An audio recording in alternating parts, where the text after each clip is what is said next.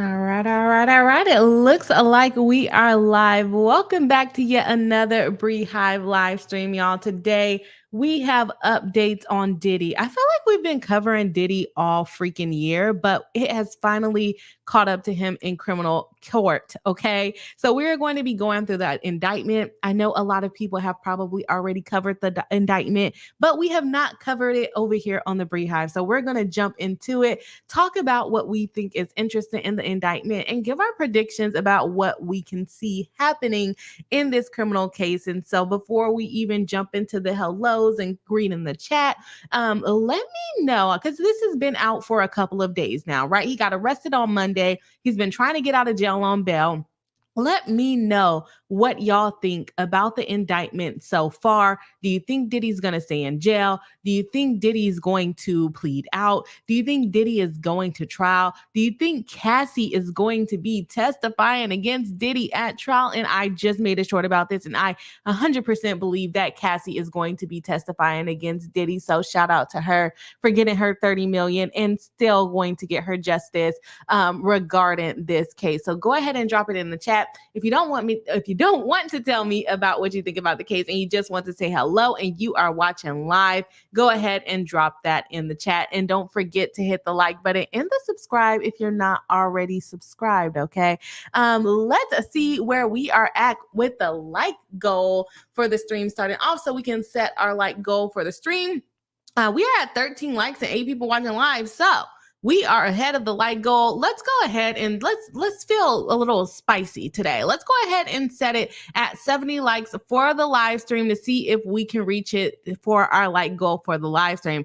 I know I've been away for 2 weeks. It's good to be back. And I know the BriHive can make us hit that like goal during the stream for 70 likes so we can see Bossy Bree or Bossy B. Come on, Bossy Bree, not Bossy Bree. Bossy B. Congratulate us on hitting our like goal for the live stream. Now, if you are here watching live, like I said, go ahead and drop in the comments. Let us know that you're here watching live so that I can say hello. I'm actually pretty on time with the live stream, so we still have people heading in, but that's no problem. We will say hello as we go through the chat. Let's see. Thank you, Kimmy, in the back. Let's have Bossy B, because we haven't seen our girl in 2 weeks.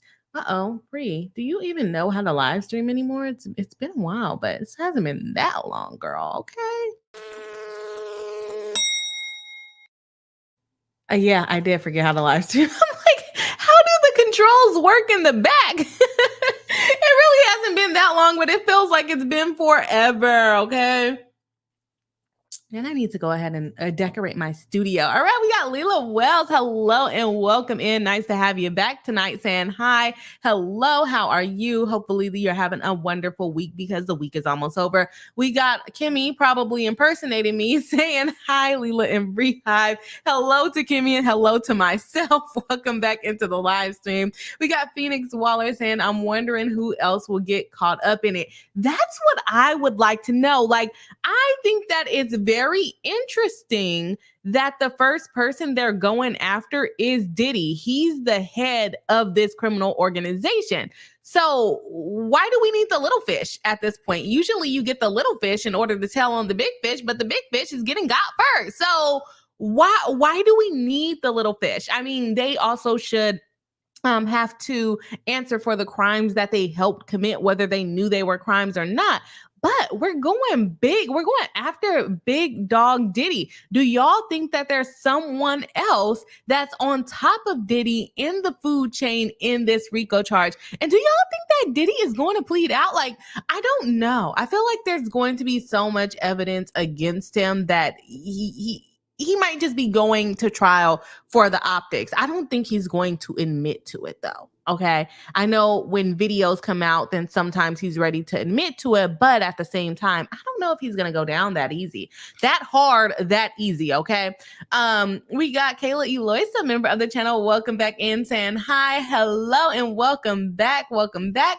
We got Kimmy Locker, a member, moderator, consultant, paralegal of the channel. Grab these documents for me. Definitely appreciate it. Saying, OMG, I don't know why YouTube insists on making me impersonate Bree. It's all good. You better not be leaving comments on other people's channels being crazy and mean to people. They be like, Boss Kimmy saying hello.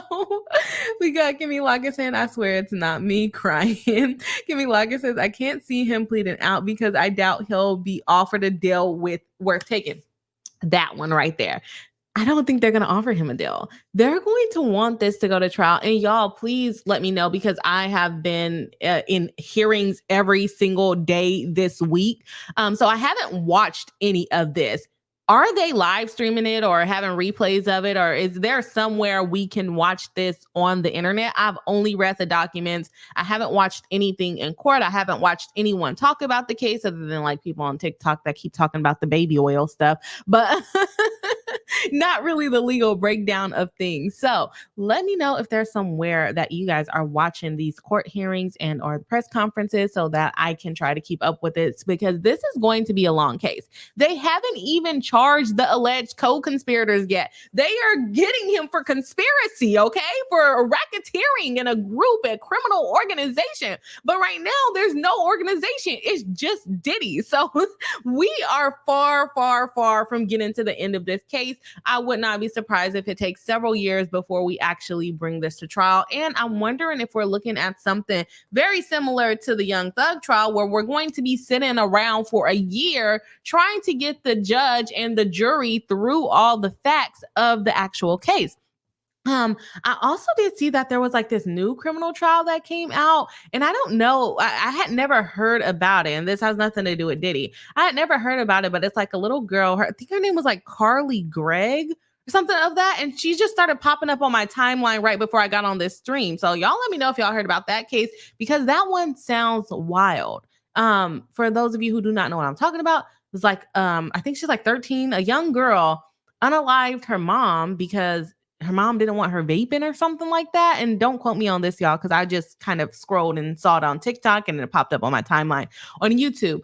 And then tried to unalive her stepfather as well. Told him, come home, because I'm going to get you next, essentially. And then tried to unalive him, but she was unsuccessful in doing that. But also the stepdad still supports her. It's very interesting, very interesting. And it looked like it said that a trial was starting, but I had never heard of the case before that. But anyways, let's get back to Diddy. That got me way, way off track there. We got Kimmy Locker saying, I don't think it'll be streamed since it's federal, but the defense filed a transcript from his initial hearing. So maybe they'll do that for future hearings too. Imagine reading the whole trial. That would be entirely too long. Like, we need to be full-time streamers like Emily D. Baker, because didn't she go down to the courthouse? I wish I could do stuff like that. Super. That's where I want to be on this channel. So I need to figure out how to grow it, y'all. I really do. I really do. It's hard to work and try to grow social media. So Kimmy, we need a sesh. We need a sesh on growing the channel. Okay. All right. But anyways, it's going to be you had to be there moment. And I did realize it was in federal court, but I didn't realize all the cases we've been watching online have been state cases and not federal court. So Kimmy's probably right. They probably won't live stream it unless somebody gets in there and starts petitioning for us to be able to cover this. Okay. Tanya D, also known as Destiny B, a moderator and member of the channel. Welcome back, saying, hey, BriHive, I'm popping in for a bit. We are happy to have you here. Nice to see you. Hope everything is going well with you. We got Kimmy Locker saying, I've seen a little bit about the Carly Gregg situation. The trial already started and the defense is doing an insanity defense, which the stepfather / second victim supports. Yes, they are doing an insanity defense, right? But how insane are you to do something? I don't know. And I don't know any of the facts of the case. It literally just popped on my timeline as I was on my way to Chipotle. Okay. And so I didn't even watch the video, didn't see what the girl looked like until I then got on YouTube and saw, I think Lawyer was covering it. And I had never heard about the case. So interesting. Just Stacy says, hi, everyone. Hello and welcome into the live stream. Nice to have you in tonight. We got just Dustin the B saying, hey, to just Stacy. And then we got Kimmy Locker saying, hey, to Dustin the B and just Stacy. Y'all, welcome in. We are going to dive right into the indictment. And please forgive me because I read this like 3 or 4 days or 3 days ago. I guess that's when it came out. 2 days ago, whatever day it came out is when I read it. So I may not be doing the best in skipping around on everything. So just bear with me. Let's have Bossy B bring us in because we have got to get right into this case. Okay. Like I said at the beginning of the live stream, we know that a lot of our close friends on YouTube, lawyers on YouTube have already been covering this case, but now Boss Attorney Bree is getting into covering this case. If you don't know what we're talking about P. Diddy, Sean Combs, the man that has been getting sued left and right since November 2023 on SA allegations from men, from women, from dancers, from models. All of these people are accusing him, and then they turned around and accused his son and said he let it go on. Basically a RICO charge on what his son did to some girl that was working on a yacht. Okay, so he's been getting hit left, right, okay, with these lawsuits. And then we saw in March, his house got raided. Both of his houses, the one in LA and then the one in Miami, both houses got raided. And now we're like, okay, when are criminal charges going to be filed? I thought maybe a year, maybe 2. We are what? 6 months later? A little bit. Yeah, 6 months later. They built their case after the raid in 6 months. And now they are charging him with criminal charges. This week, I thought I was going to be covering the Don Richards lawsuit suing Diddy. Okay. Well, actually, I thought I was going to be. When did that one come out? Did I think I was going to cover that one last week? It was like a last minute. I couldn't stream because a girl was stressed. Okay. But I was planning on covering Don Richard, the Danity Kane lawsuit that came out against Diddy. And then the criminal case came out, and we're like, yeah, we have to get into this and see what he's being charged for. I'm going to give a little spoiler alert because I'm sure a lot of you have already seen what's going on in this case because you've probably watched other people cover it. A lot of it has to do with Cassie's lawsuit. I know a lot of people were saying, oh, well, as soon as Rodney Jones sued him, then that's when they got raided. The next month they got raided. But it sounds like they had already been working on this raid since Cassie did her lawsuit. And not only that, people were talking about, oh, how quickly they settled in like less than 24 hours. And people pointed out at that time that she still got the information out there because criminal charges are coming. And whoever said that from the jump, they was right. I have to give them their credit on that. So anyways, let's get into it. Sean Combs, also known as Diddy, rapper, business mogul, producer, all of the above, accused of unaliving people as well and blowing folks' cars up, which is in this indictment. He is finally getting caught by the New York courts. They're the ones that's getting him under the federal charges, and he could potentially be charged in other states because remember, we are talking about trafficking, where he was bringing this girl and some other girls across state lines in order to have these freak offs, which is an interesting thing to see in court documents. Y'all, I'm trying to get my life together and figure out my streaming setup. Okay, here we go. There we go. That's the one that we need. So we are in the United States District Court of the Southern District of New York. We have the United States of America. All of us were suing Sean Combs, also known as Puff Daddy, also known as P. Diddy, PD, and Love, or PD and Love. PD, I don't really like that. Just add the PDF file. Remember we had a case where they were saying that, or where I was saying that. Anyways, we are a criminal case 542 in the federal courts of New York so far this year. So good for them catching people. First count that he is being charged with is racketeering and conspiracy. Please forgive me, y'all, if I say anything about causes of action. We're not talking about causes of action in this live stream because this is a criminal case. He is going to be held criminally liable if he is found guilty, meaning he can go to jail, and he may also have to pay money. We'll get into that in a little bit. They start off by saying for decades, Sean Combs, aka Puff Daddy with all the other nicknames, the defendant abused, threatened, and coerced women and others around him to fulfill his sexual desires, protect his reputation, and conceal his conduct. To do so, Combs relied on the employees, resources, and influence of the multifaceted business empire that he led and controlled, creating a criminal enterprise whose members and associates engaged in and attempted to engage in, among other crimes, sex trafficking, forced labor, kidnapping, arson, bribery, and obstruction of justice. So those are the multiple things. I don't know exactly how many there are. 1, 2, 3, 4, 5, and 6 things that they are accusing him of having this racketeering enterprise in. And then there's 2 more counts of 2 of the things in here that kind of repeat, which is the prostitution and then the sex trafficking. He has individual charges for that. And then he has group charges. Again, kind of interesting to me how they're doing group charges against him without having the full group. You know, like in Young Thug's trial, the group is there. You know, they're all being accused. Some of them already took their deals, but the group is there. It's not just Young Thug and the people alleging that Young Thug has this enterprise. The enterprise is there. In Diddy's case, it's just Diddy. We're starting right with Diddy by himself, okay? The defendant operated his business headquartered at various times in Manhattan and Los Angeles under a variety of United States-based corporate entities, including Bad Boy Entertainment, Combs Enterprise, and Combs Global. Corporate entities in the Combs business included, among other things, record labels, a recording studio, an apparel line, an alcoholic spirit business, so they kicked him off of that, a marketing agency, and a television network and media company. I had actually saw an article, and I haven't read it yet, of everything that Diddy has been dropped from since he was indicted and since the lawsuits has been coming out. So I need to check that out. At all times relevant to this indictment, Sean Combs, the defendant, engaged in and persistent and persuasive, he engaged in a persistent and pervasive pattern of abuse towards women and other individuals. This abuse was at all times verbal, emotional, physical, and sexual. As part of his pattern of abuse, Combs manipulated women to participate in highly orchestrated performances of sexual activity with male commercial sex workers.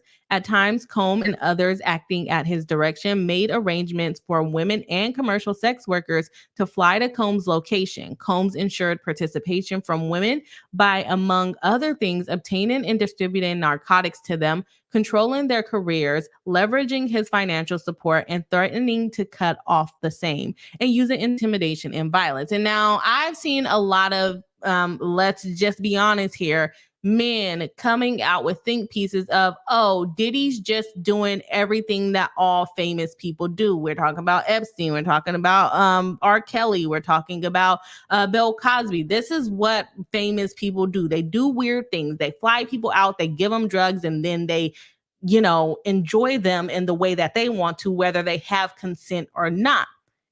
That's all fine and dandy for you to say this is what the entertainment industry does. It's still a crime. It's still a crime. Whether you think this is fun and we're having a party and it's a great time and I'm doping you up with drugs and that's just fun, that's the fun I like to do, it's a crime, okay? There's a lot of people that like to have fun doing illegal stuff and they go to jail. So guess what, Diddy? You're looking at going to jail. So physical abuse by Sean Combs, the defendant, was recurrent and widely known on numerous occasions from at least in or about 2009 and continuing for years. Combs assaulted women by, and this is when I realized it was about Cassie here, among other things, striking, punching, dragging, throwing objects at, and kicking them. These assaults were at times witnessed by others and included one instance in Los Angeles hotel or about March on. Wait, what? I don't like how they wrote that. That completely threw me off. So these assaults were at times witnessed by others and included one instance at a Los Angeles hotel in or about March 2016. Okay, I missed that. Which was captured on video and later publicly reported, where Combs kicked, dragged, and threw a vase at a woman. At a woman. Where did we read this at already? Like, did you copy and paste it from Cassie's lawsuit? Maybe, maybe not. But vases thrown at a woman as she attempted to leave. When a member of the hotel security staff intervened, Combs attempted to bribe the staff member to ensure silence. Combs' violence was also not limited to these women. It extended to his employees, witnesses to the abuse, and others. So if you tried to protect the people he was harming, you might then got as well. Okay. The defendant used the Combs business, including certain employees, to carry out, facilitate, and cover up his abuse and commercial sex. Those employees included security staff, household staff, personal assistants, and high ranking supervisors. And other close associates acted as Combs intermediaries, and their conduct was facilitated and assisted by Combs' control of the Combs business.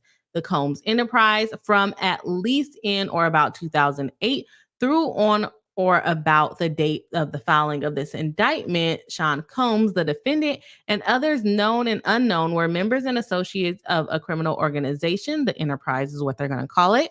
Members and associates of Combs Enterprise engaged in and attempted to engage in, among other activities, sex trafficking, forced labor, interstate transportation for the purpose of prostitution, coercion, and enticement to engage in prostitution, narcotic offenses, kidnapping, arson, bribery, and obstruction of justice. I had got sidetracked from what I was saying as far as the giving the people the narcotic. Never mind. I every time I read it, I get on the track and then I forget what track I was going with. But either way it goes, it's a crime. It's a crime, Diddy. You can't do these kind of things. Sorry. The Combs Enterprise, including its leadership, its members, and the associate, constituted an enterprise as defined by the United States laws. The entities within Combs business included, but not limited to, Bad Boys Entertainment, Combs Enterprises, Combs Global, individuals employed by and associated with Combs business, and others known and unknown. I want to know who the others are. Who are you? We know they're going to be people that work for them, right? The Combs Enterprise constituted an organization whose members function as a continuing unit for a common purpose of achieving the objectives of the Combs Enterprise. The Combs Enterprise was engaged in and its activities affected interstate and foreign commerce. The Combs Enterprise operated in the Southern District of New York and elsewhere. At all times relevant to this indictment, Sean Combs was the leader of Combs Enterprise. Sean Combs, the defendant, and others known and unknown participated in unlawful and other activities related to the conduct of the Combs Enterprise affairs.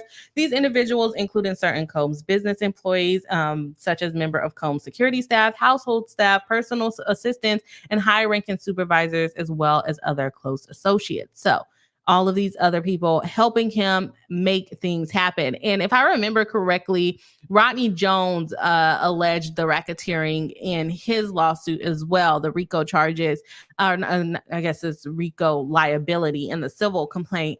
But the way that they wrote it, it didn't really tie together. The prosecution is doing their job and tying it together.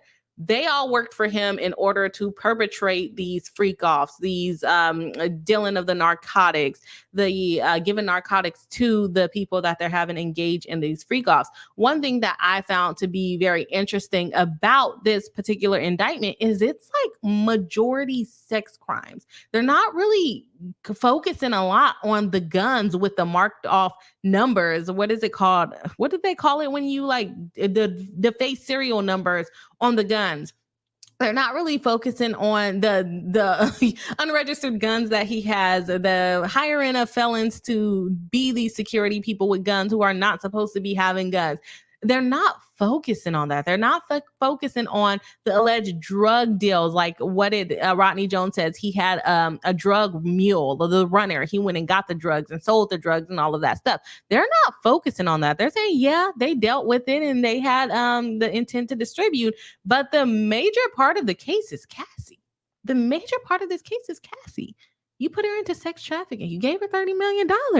And she's still going to have to testify against you. She is still going to have to testify against you. Okay. Let's get back into it. We got the purpose of the Combs Enterprise. The purpose is operating a global business in media, entertainment, and lifestyle industry, including, among other things, record labels and record studios and apparel lines and alcoholic spirit business, a marketing agency and a television network and media company, preserving, protecting, promoting, and enhancing the power, reputation, and brand of Sean Combs as musician, entrepreneur, and figure in the entertainment industry, enriching members and associates of the enterprise, including its leader, Combs, and in particular, those who demonstrated loyalty to Combs and willingness to conceal his crimes. That's like in every single complaint against him. They always say no matter who was around him, they did not do anything to protect the person being abused. Okay. Let's see. Preserving, protecting, promoting, and enhancing the power of Combs Enterprise, including power of its leader, Combs, through violence, use of firearms, threats of violence, coercion, and verbal, emotional, physical, and sexual abuse, fulfilling the personal desire of Combs, particularly through related to Combs' sexual gratification, including through the exploitation of women and the use of commercial sex workers, enabling Combs and other members and associates of Combs Enterprise to engage in unlawful acts of violence, including sexual violence, sex trafficking, forced labor, interstate transportation for the purpose of prostitution, coercion, and enticement to engage in prostitution, narcotics distribution, and other crimes, and concealing the commission of such acts, securing absolute loyalty from members of Combs Enterprise, including through acts of violence and threats, and protecting the Combs Enterprise and its members and associates, including Combs, from detection and prosecution by law enforcement authorities through acts of intimidation, manipulation, bribery, and threats of retaliation against individuals who witnessed the crimes committed by members of the associates of the enterprise. So, one thing I said, am I short? Yes, the prosecution can get people to testify that they saw Cassie being beat, Cassie going through all of these things, Cassie having bruises. But the best testimony they're going to get is going to be directly from Cassie. And I know a lot of people are going to point out, well, they already settled, so she can't talk about it. There's going to be like a non-disclosure agreement within that settlement, right? It probably is in there. I have not seen the actual settlement agreement. It's probably in there, but is it enforceable? If it says she cannot testify against him in a criminal trial, no, it's not enforceable. The subpoena power of the court is stronger. Cassie's rights to testify in a trial is stronger, whether it be civil or criminal. Rights are stronger than him saying, please, please, please don't tell on me. Now, you may end up in a situation like in the Young Thug trial when all their friends are being called to testify and they're falling asleep on the stand and they're not really wanting to answer the questions. They don't come off as reliable witness. Could Cassie do that? Sure, she could, right? But is she going to do that for Diddy? I don't think so. I think she's going to snitch. She already snitched in her lawsuit. They can use that and say, you put this up under penalty of perjury, correct? And this is true, correct? And correct, it's true. He did do that to me. So he's fried. He's fried. He is fried. And that's all I have to say. Let's see here. We got means and methods of the enterprise. Among the means and methods which Sean Combs, the defendant, and other members and associates conducted and participated in the conduct of the affairs of Combs Enterprise, including Combs and other members and associates of the Combs Enterprise wielded the power and prestige of Combs' role as Combs' business to intimidate, threaten, and lure female victims into Combs' orbit, often under the pretense of a romantic relationship. And that's where I keep getting sidetracked at the men that are coming out and saying this is what the celebrities do, blah, blah, blah, blah. The thing that makes it a crime is that he's threatening people and he's coercing them by saying, if you do this, then you're going to have this wonderful career. Remember Cassie, she got signed on to 10 albums. She only released one. Okay. She thought she was going to be famous. He was paying for her stuff. He was buying her cars. He was giving her allowance. He was paying for an apartment. He was paying for everything. He is financially controlling these women, whether you want to call it a relationship or call it regular adults having fun time. You cannot do that when you are coercing people, when you're threatening people, when you're forcing people, when you're slapping people up to get them to do what you want them to do. That becomes a crime, okay? It's not like you're flying across state lines to go on your honeymoon and you get a little, you have a little freak off with your partner, right? It's not the same thing as controlling somebody financially and physically and verbally and emotionally in their career, occupationally. Not the same thing. Men out here with microphones on the internet saying it's normal. It's not normal to coerce people.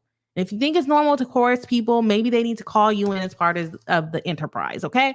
Combs then used force, threats of force, and coercion to cause victims to engage in extended sex acts with male commercial sex workers that Combs referred to as, among other things, freak-offs. Freak-offs were elaborate and produced sex performances that Combs arranged, directed, masturbated during, geez Louise, and often electronically recorded. In arranging these freak-offs, Combs, with the assistance of members and associates of Combs Enterprise, transported and caused to be transported commercial sex workers across state lines and internationally. Freak-offs occurred regularly, sometimes lasted multiple days, and often involved multiple commercial sex workers. During freak-offs, Combs distributed a variety of controlled substances to victims, in part to keep the victims obedient and compliant. Sometimes, unbeknownst to the victims, Combs kept videos he filmed of victims engaging in sex acts with commercial sex workers. After freak-offs, Combs and victims typically received IV fluids to recover from the physical exertion and drug use. And actually, the whole IV fluids, whoever was calling and setting that up, they're a part of it too. You're helping your victims recover so they can go back to their regular lives after this. Members and associate of Combs Enterprise, including high-ranking supervisors, security staff, household staff, personal assistants, and other Combs business employees, facilitated the freak-offs by, among other things, booking hotel rooms for freak-offs, stocking the hotel rooms in advance with the required freak-off supplies, which are including controlled substances, baby oil, lubricant, extra linens, and lighting, cleaning the hotel rooms after the freak-offs to try to mitigate room damage, arranging for travel for victims, commercial sex workers, and Combs to and from freak-offs, resupplying Combs with requested supplies, delivering large sums of cash to Combs to pay commercial sex workers, and scheduling the delivery of the IV fluids. In or about 2024, during searches of Combs' residence in Miami, Florida, and Los Angeles, California, law enforcement seized various freak-off supplies, including narcotics, and more than 1,000 bottles of baby oil and lubricant. That is a lot of supplies. How come they didn't tell us how much narcotics? You told us 1,000 bottles of beer on the wall. 1,000 bottles of baby oil and lubricant on the wall, right? I don't know if it was on the wall, y'all. Don't quote me on that. But how come you didn't tell me how many kilos? Are we talking cocaine? I know we're talking cocaine. We're talking meth, right? We're probably talking some of the weed. How much of it did you recover? I would like to know that. I don't care about how much baby oil and lubricant he wanted. I want to know how many drugs he had in the house. Just because I want to know the street value. Do you guys ever watch those shows? I don't even know what they are. I've always turns them on for me. Like when they find people trying to transport drugs across the border or through the mail and everything, and they're like, they have this many kilos of cocaine. The street value is $200,000. I'm like, what? Because it never looks like a lot. It never looks like a lot, but it still be worth a lot. I want to know how much narcotics they had and how much of each. Okay. Combs subjected victims to physical, emotional, and verbal abuse to cause the victims to engage in freak-offs. Combs maintained control over his victims through, among other things, physical violence, promises of career opportunities, granting and threatening of withholding financial support, which he did to Diddy a lot, and also to the Danny Decane members, and by other coercive means, including tracking their whereabouts, dictating the victim's appearance, which he did to Cassie, monitoring their medical records, controlling their housing, and supplying them with controlled substances. During and separate from freak-offs, Combs, among other things, hit, kicked, threw objects at, and dragged victims, at times by their hair. These assaults often resulted in injuries that took days or weeks to heal. Remember, that's what Cassie said. Combs also threatened victims' careers and livelihoods, including if they resisted participating in freak-offs. Cassie said that. Victims believed they could not refuse Combs' demands without risking their financial and job security or without repercussions in the form of physical or emotional abuse. Combs also used the sensitive, embarrassing, and incriminating recordings that he made during freak-offs as collateral to ensure the continued obedience and silence of the victims. One thing, let me know what y'all think about this. If he had a video of them, do you really think he would put it out? Like, because then people would know it's him putting it out. And I feel like that would have exposed him way sooner than he wanted to be exposed. And maybe he's that crazy or he'll blame it on someone else or whatever it may be. But then, like, really, they'd be like, okay, that's Diddy's house for the people that's been in Diddy's house. Oh my gosh, this happened at Diddy's house. I feel like would they really expose it? I don't know. I wouldn't. I would be too chicken. Okay. But apparently people believe that he would expose it. Members and associates of the Combs enterprise, including Combs security personnel, at times carried firearms. On more than one occasion, Combs himself carried or brandished firearms to intimidate and threaten others, including victims of and witness to his abuse. In or about March 2024, during searches of Combs' residence in Miami, Florida, and Los Angeles, California, law enforcement seized firearms and ammunition, including 3 AR-15s with defaced serial numbers, as well as drum magazines. You're not supposed to have AR-15s, and you're definitely not supposed to be scratching off the serial number. So those are probably illegal guns. Wonder where they got those from. Members and associate of Combs Enterprise enabled Combs' control over victims by following his directions regarding financial payment to victims, advancing or suppressing the victims' careers. Remember, the model chick said that, and acquiring the controlled substance Combs used to keep the victims compliant. Members and associates of the Combs enterprise at times witnessed Combs' violence toward the victims or the victims' injuries caused by Combs without intervening. Instead, members and associates of the Combs enterprise helped conceal the violence and abuse by, among other things, assisting Combs in monitoring and preventing victims from leaving locations such as hotels or Combs' residence. Remember, Cassie said that. These occasions included instances in which a victim was required to remain in hiding, sometimes for several days at a time, to recover from injuries Combs inflicted without being publicly observed. Members and associates of the Combs enterprise who assisted Combs in locating and contacting victims who attempted to flee his abuse. When employees witnesses to his abuse or others threatened Combs about authority or reputation, Combs and members and associates of the enterprise engaged in acts of violence, threats of financial or reputational harm, and verbal abuse. These acts of violence included kidnapping and arson. And in addition, on multiple occasions, Combs threw objects and people. He threw both objects and people, as well as hit, dragged, choked, and shoved others. I remember reading that he was throwing people. How do you throw people? I mean, I guess you push them, but to throw a person, that you got to be pretty strong to throw a person. And now I was really confused. They kept bringing up this arson. I'm like, what arson is he doing? They're talking about when they blew up, as a kid, Cuddy's car. That's what they're talking about with the arson. I was like, yeah, he did blow up a car. That is something. But yeah, they're classifying that as the arson. I don't know if there's any other additional arson allegations, but it's him blowing that car up.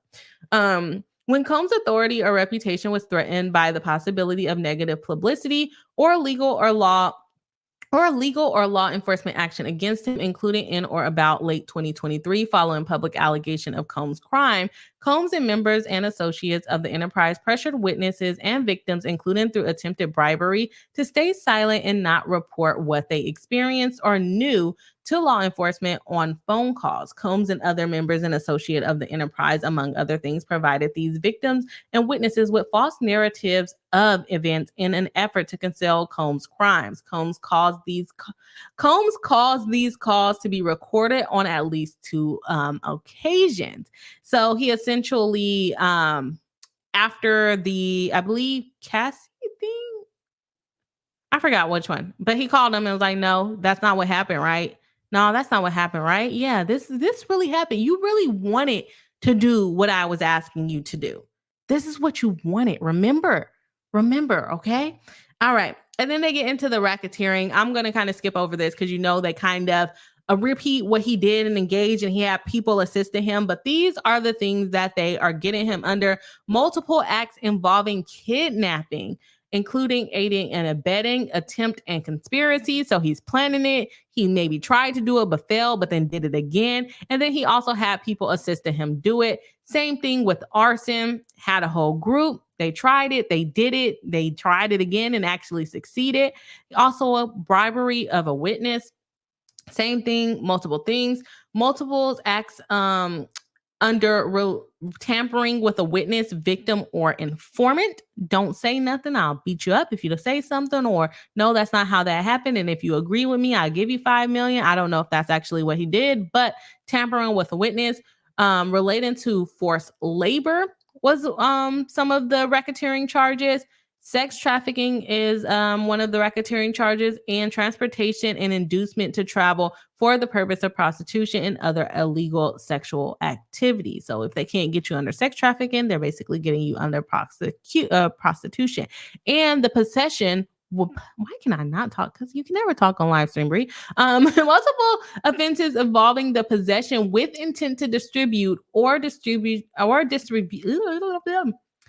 distribute or the actual distribution of narcotics and controlled substances, including cocaine, which I said that's one of them, oxycodone, alprazolam, I don't know how to say all this, meth, dimethyltryptamine, I don't know how to say all this, ketamine, geez Louise.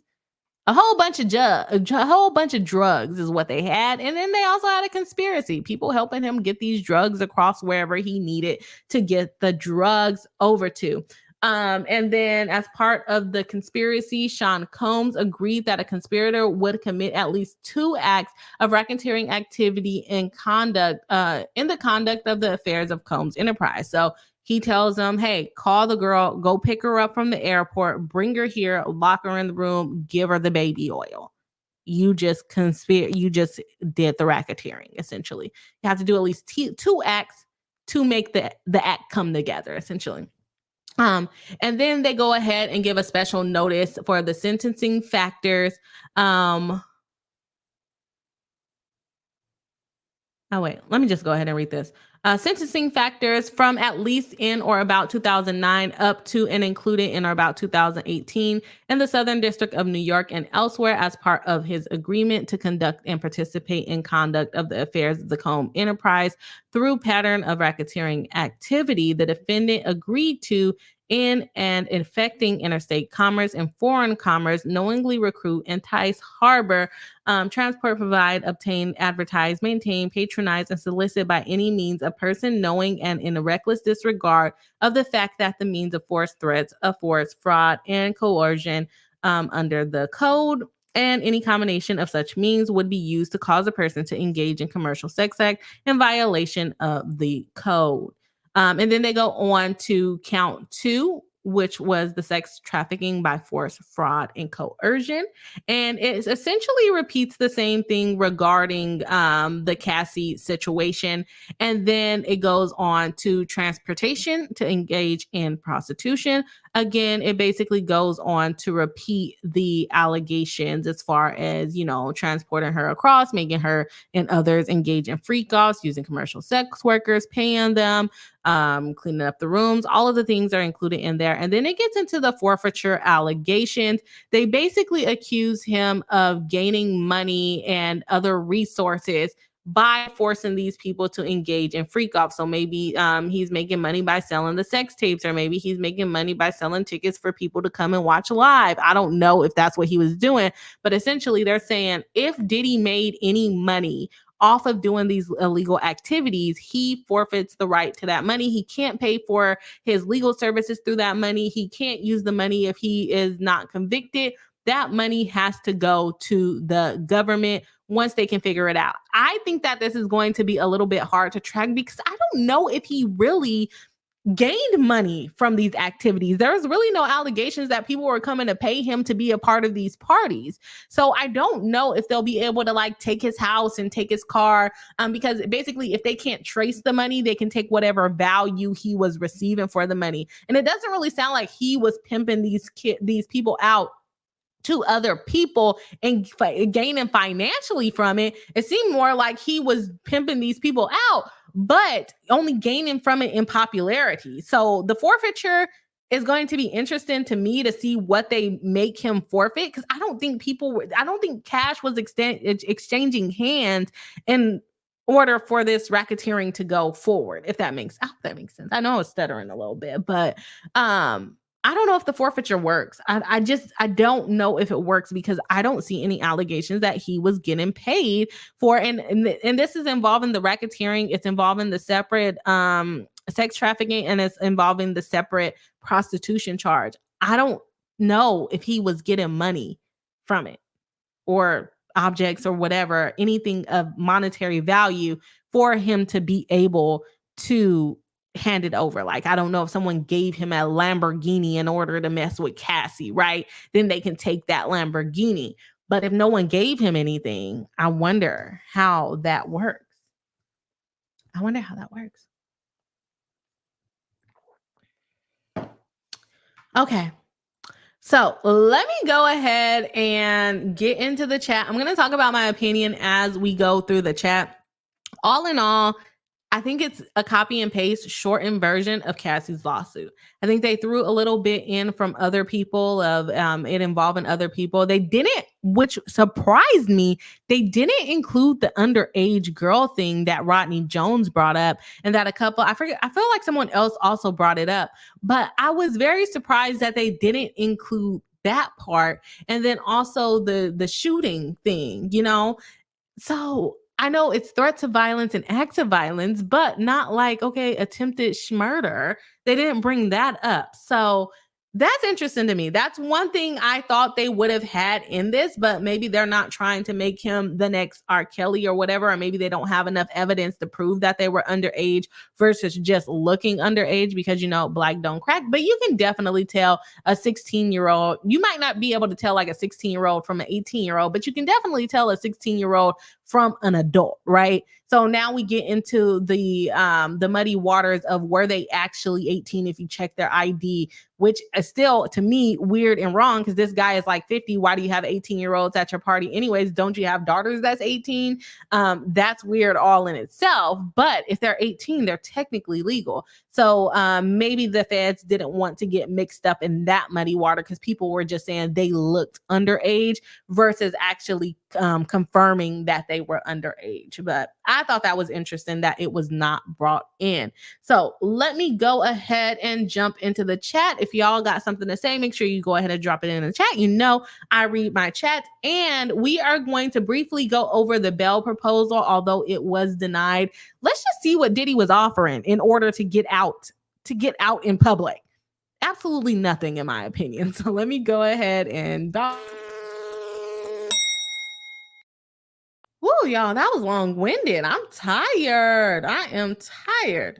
Okay, so let's see who got something to say. And before we jump into that, we are at 34 likes with 33 people watching live. So shout out to y'all. But our like goal is 70 likes for the live stream. So if you have not hit the like button, please do hit the like button. It helps us out in the algae. It helps us get more friends. It helps the video get some traction, okay? And of course, we would like to see Bossy Bree, why do I keep saying Bossy Bree? Bossy B congratulating us on hitting our like goal with our like goal animation. So anyways, let's go ahead and jump into the chat. Shout out to Kimmy for starring the relevant chats for me. Definitely appreciate it. We got Destined to Be saying, I never heard him go by PD. Maybe that was on paperwork. I thought that was weird too. I've never heard that either, but y'all know I'm a little bit of a youngster, so I don't know if he was going by that at a different time. It doesn't sound fun. It doesn't sound like a good name for him. Destined to Be says, have you hit the like button? It's free 99, so go ahead and do it. Bossy B appreciates it. Yes, of course. Thank you for the reminder, Tiny D. Make sure y'all are hitting the like button. Like I said, our like goal for the stream is 70 likes, and we are almost there. We're like halfway there. We're halfway there. Phoenix Waller says, I do wonder why he chose to turn himself in New York from shopping. I don't think so.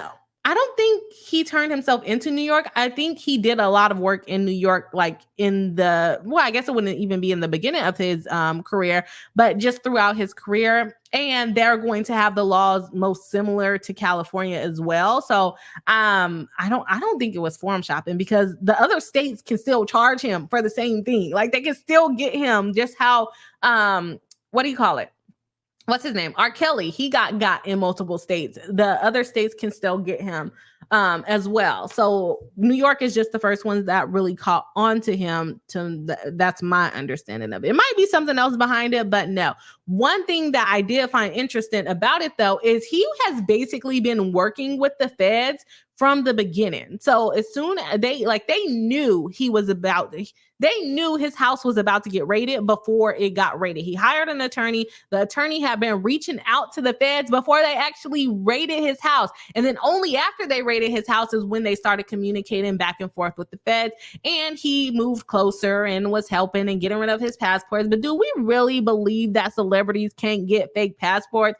I don't. I think they got fake everything. I don't think they even need passports to go to different countries, in my opinion, or, Epstein Island or other islands. I don't even think they need passports. So him turning in his passports for himself, his kids, it means nothing. It means absolutely nothing, in my opinion. You're putting up your funky $50 million house and you're a billionaire and all you got is $50 million for me? Absolutely not. Let me go ahead and let me continue. I don't think it's forum shopping.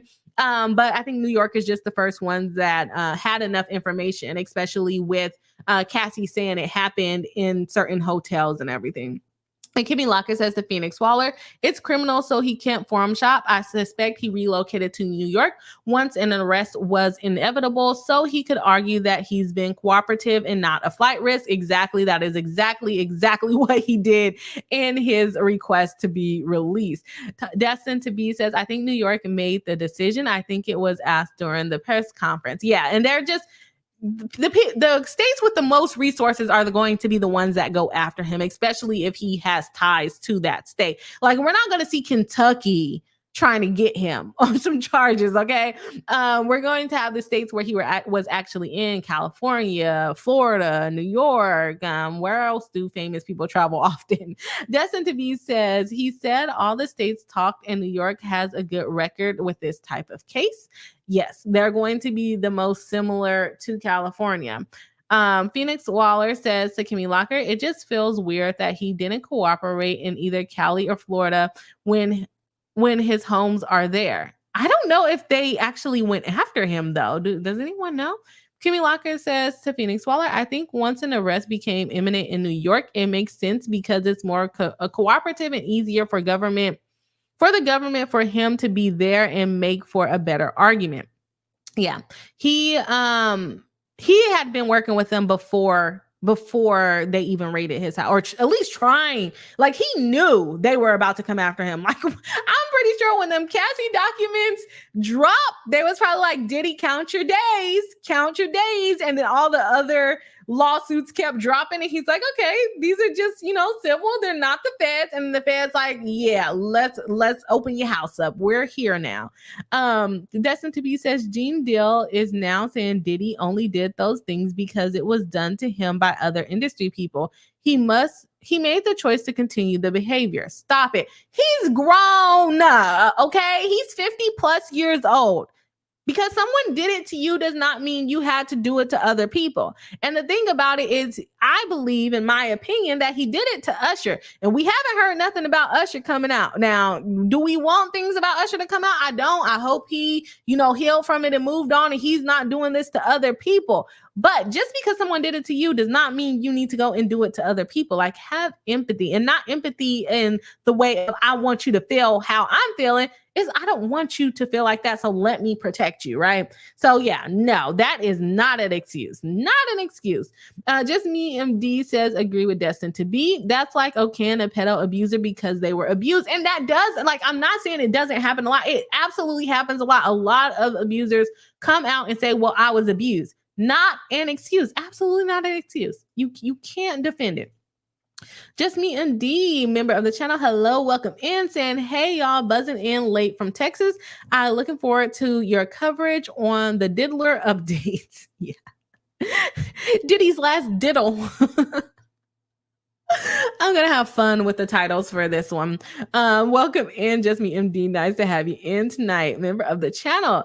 Kimmy Locker says, yeah, Rodney Jones definitely alleged Rico. He just didn't tie it together well, if I remember correctly. Just Stacy says, so does this make Rodney's claims stronger? Not necessarily, because he has to argue why they affected him. He can't sue on behalf of other people. This is not a class action. So just because, unless he's arguing emotional distress or intentional infliction of emotional distress, which I don't believe he is, if I remember his allegations correctly.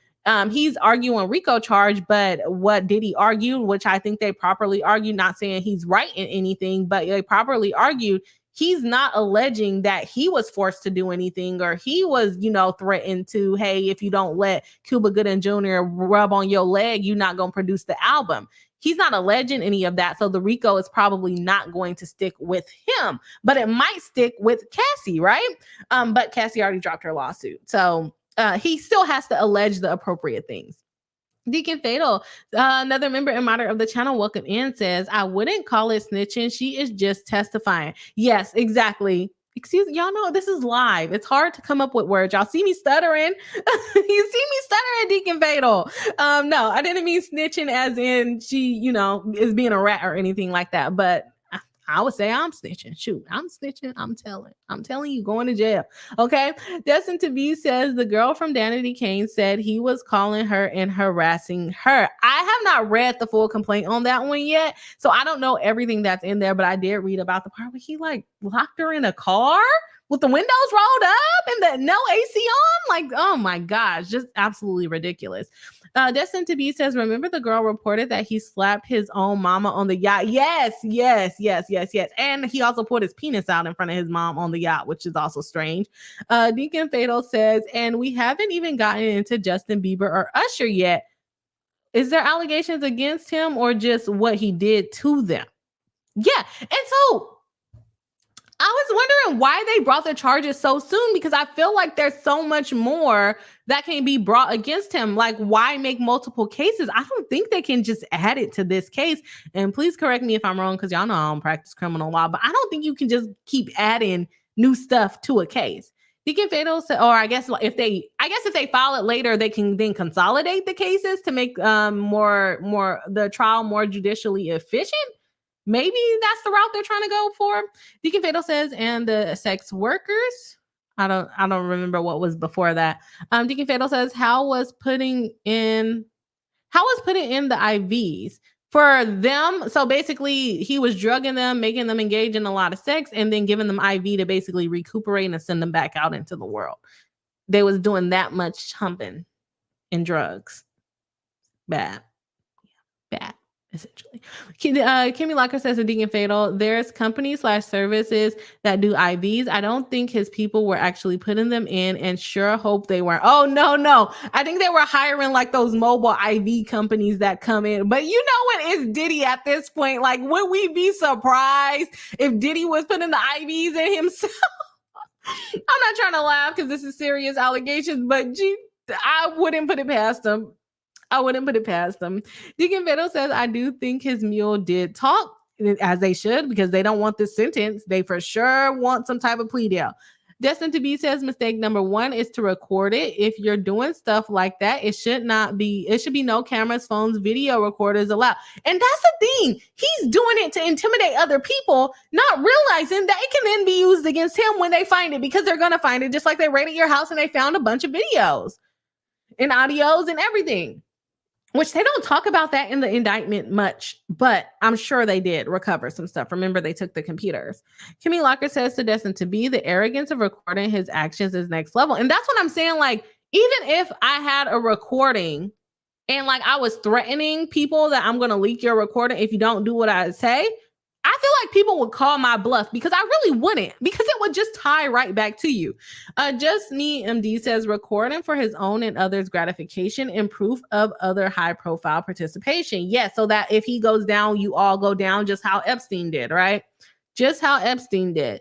Zoe B says, what a crazy busy week in legal cases. I know there were so many cases that I wanted to cover, like especially Miley Cyrus being sued by Bruno Mars. I was like, I have to cover this case, copyright. I'm like, I am surprised that it took so long for her to be sued by Bruno Mars, or I guess he was the writer of the song, because every time that song comes on, I think it's the Bruno Mars song. Like, we cover these cases on my channel and the copyright sound like nothing alike.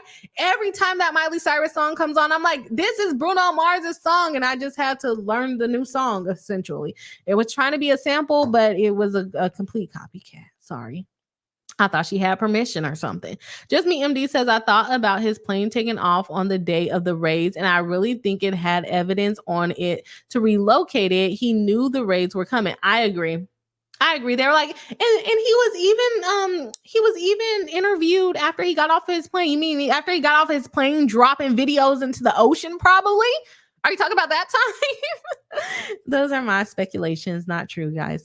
Just Me MD says, I believe it is a lot of high-profile participants sweating right now about now. Oh yeah, he's not the only one going down. I do still think he's top dog in it, but he's not the only one going down. Some of your faves is going down too. Thank you, Dinkin Fatal, for the $2 super chat. It says, can the state use everything they know so far? It depends on if the evidence is admissible, and I'm sure they will be able to get a lot of the evidence in, especially the recordings that they're going to pull. They're going to have detectives like we watched on many of the trials that have been on streaming for us. The detectives come in and say, hey, I found this video on his computer. It was a Mac. It was this. It was a PC from 2007. Found this on the hard drive, blah, blah, blah. And they'll get it admitted that way. Same thing with Cassie's testimony. They'll say, hey, you wrote a lawsuit, or your attorneys wrote a lawsuit and they said this. Is this true? They'll let her be able to talk about it. It wouldn't be hearsay. It's a legal document. And it has litigation privilege. So it should be true. It better be true, but he definitely can't sue her for defamation if it's not true. And also, if she was defaming him, he wouldn't have gave her $30 million. I guarantee you that.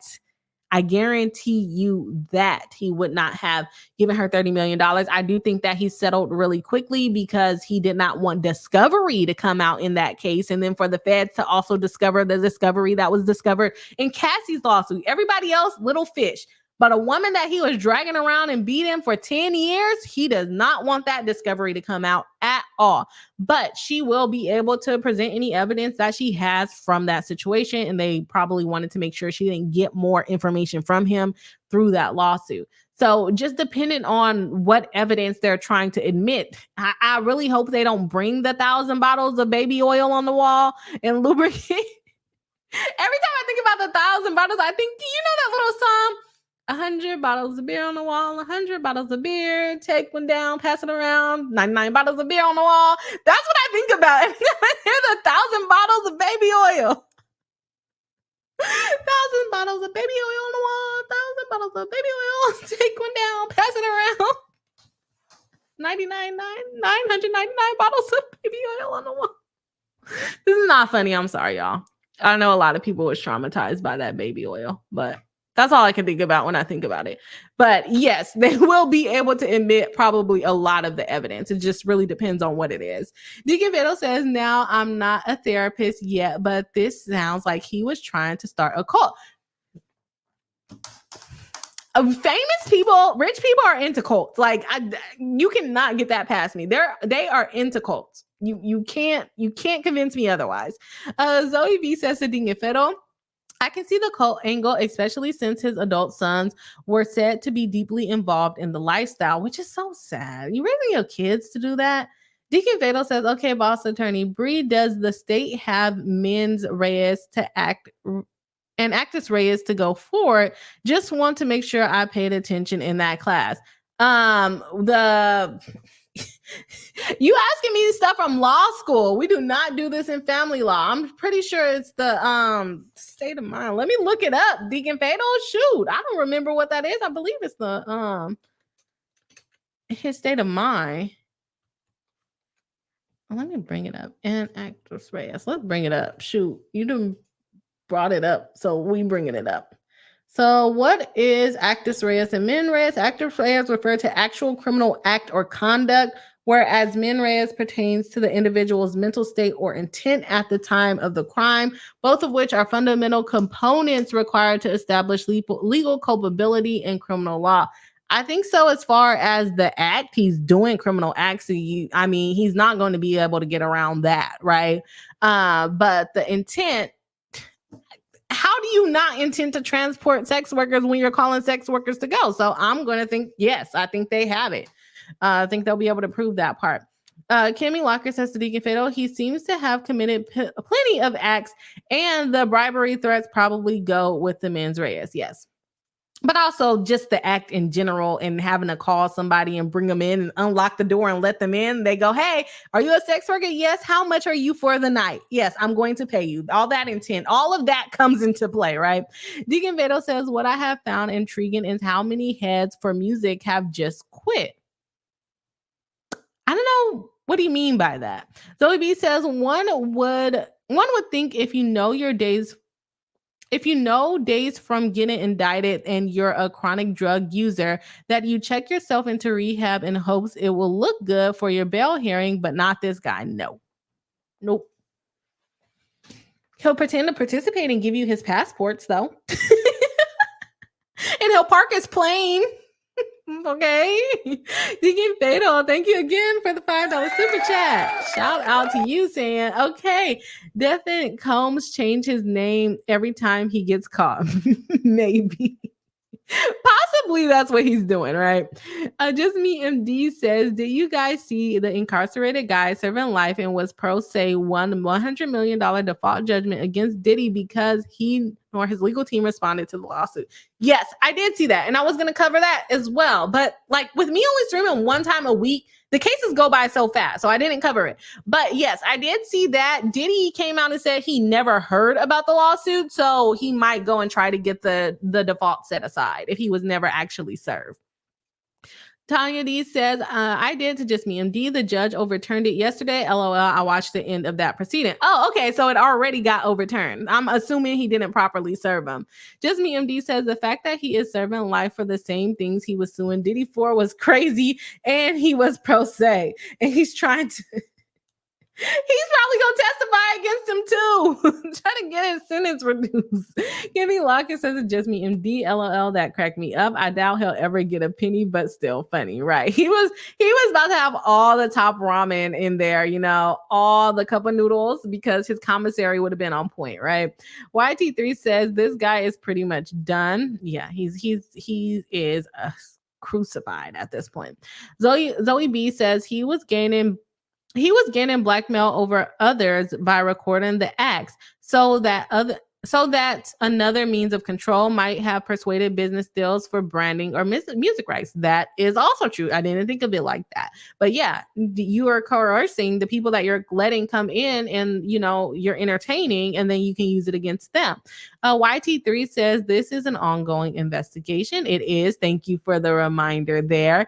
Deacon Fatal says, I think the state might be holding their cards very close to their chest, and maybe because I don't think they brought every single charge they could bring against him. I think what they did, they brought just enough to maybe scare him to start giving up other people and maybe other big fish. Zoe B says there's likely way more to this investigation than we've seen so far. I agree. They could always add charges as more evidence is examined and more people start talking to save themselves. I agree. And I think they're hoping that Diddy will give up some other big players. Destined to Be says there was the girl who was 17 that he flew from Detroit, I think. With Harvey Pierre. I don't remember that one. I have not read all the lawsuits because there's so many. Stargazer Kawaii says it amazes me that this situation went on for decades and no one stopped him. But I mean, same thing happened with the other people that are getting that were getting caught. Epstein, R. Kelly, Bill Cosby, Harvey Weinstein. All of them were doing it for decades and they just didn't get caught. No one wanted to speak up. YT3 says he was tampering with witnesses, not turning himself in. Yes, he was. Let me go to New York and get to the people that's really going to be testifying. And in in the prosecutor's letter as to why to not let him out on bail, they said they have at least 12 witnesses that are going to testify to the sex crimes. So I wonder who all those people are. Maybe some of the women that he brought in, maybe some of the people that witnessed it, maybe Rodney Jones might be in there, right? I really would like to see who the witnesses are in the case. And I am concerned for their safety as well. So Zoe B says, me shaking my head, yes, agreeing with Bree 100%. I don't remember exactly what that was about, but I'm happy you agreed with me.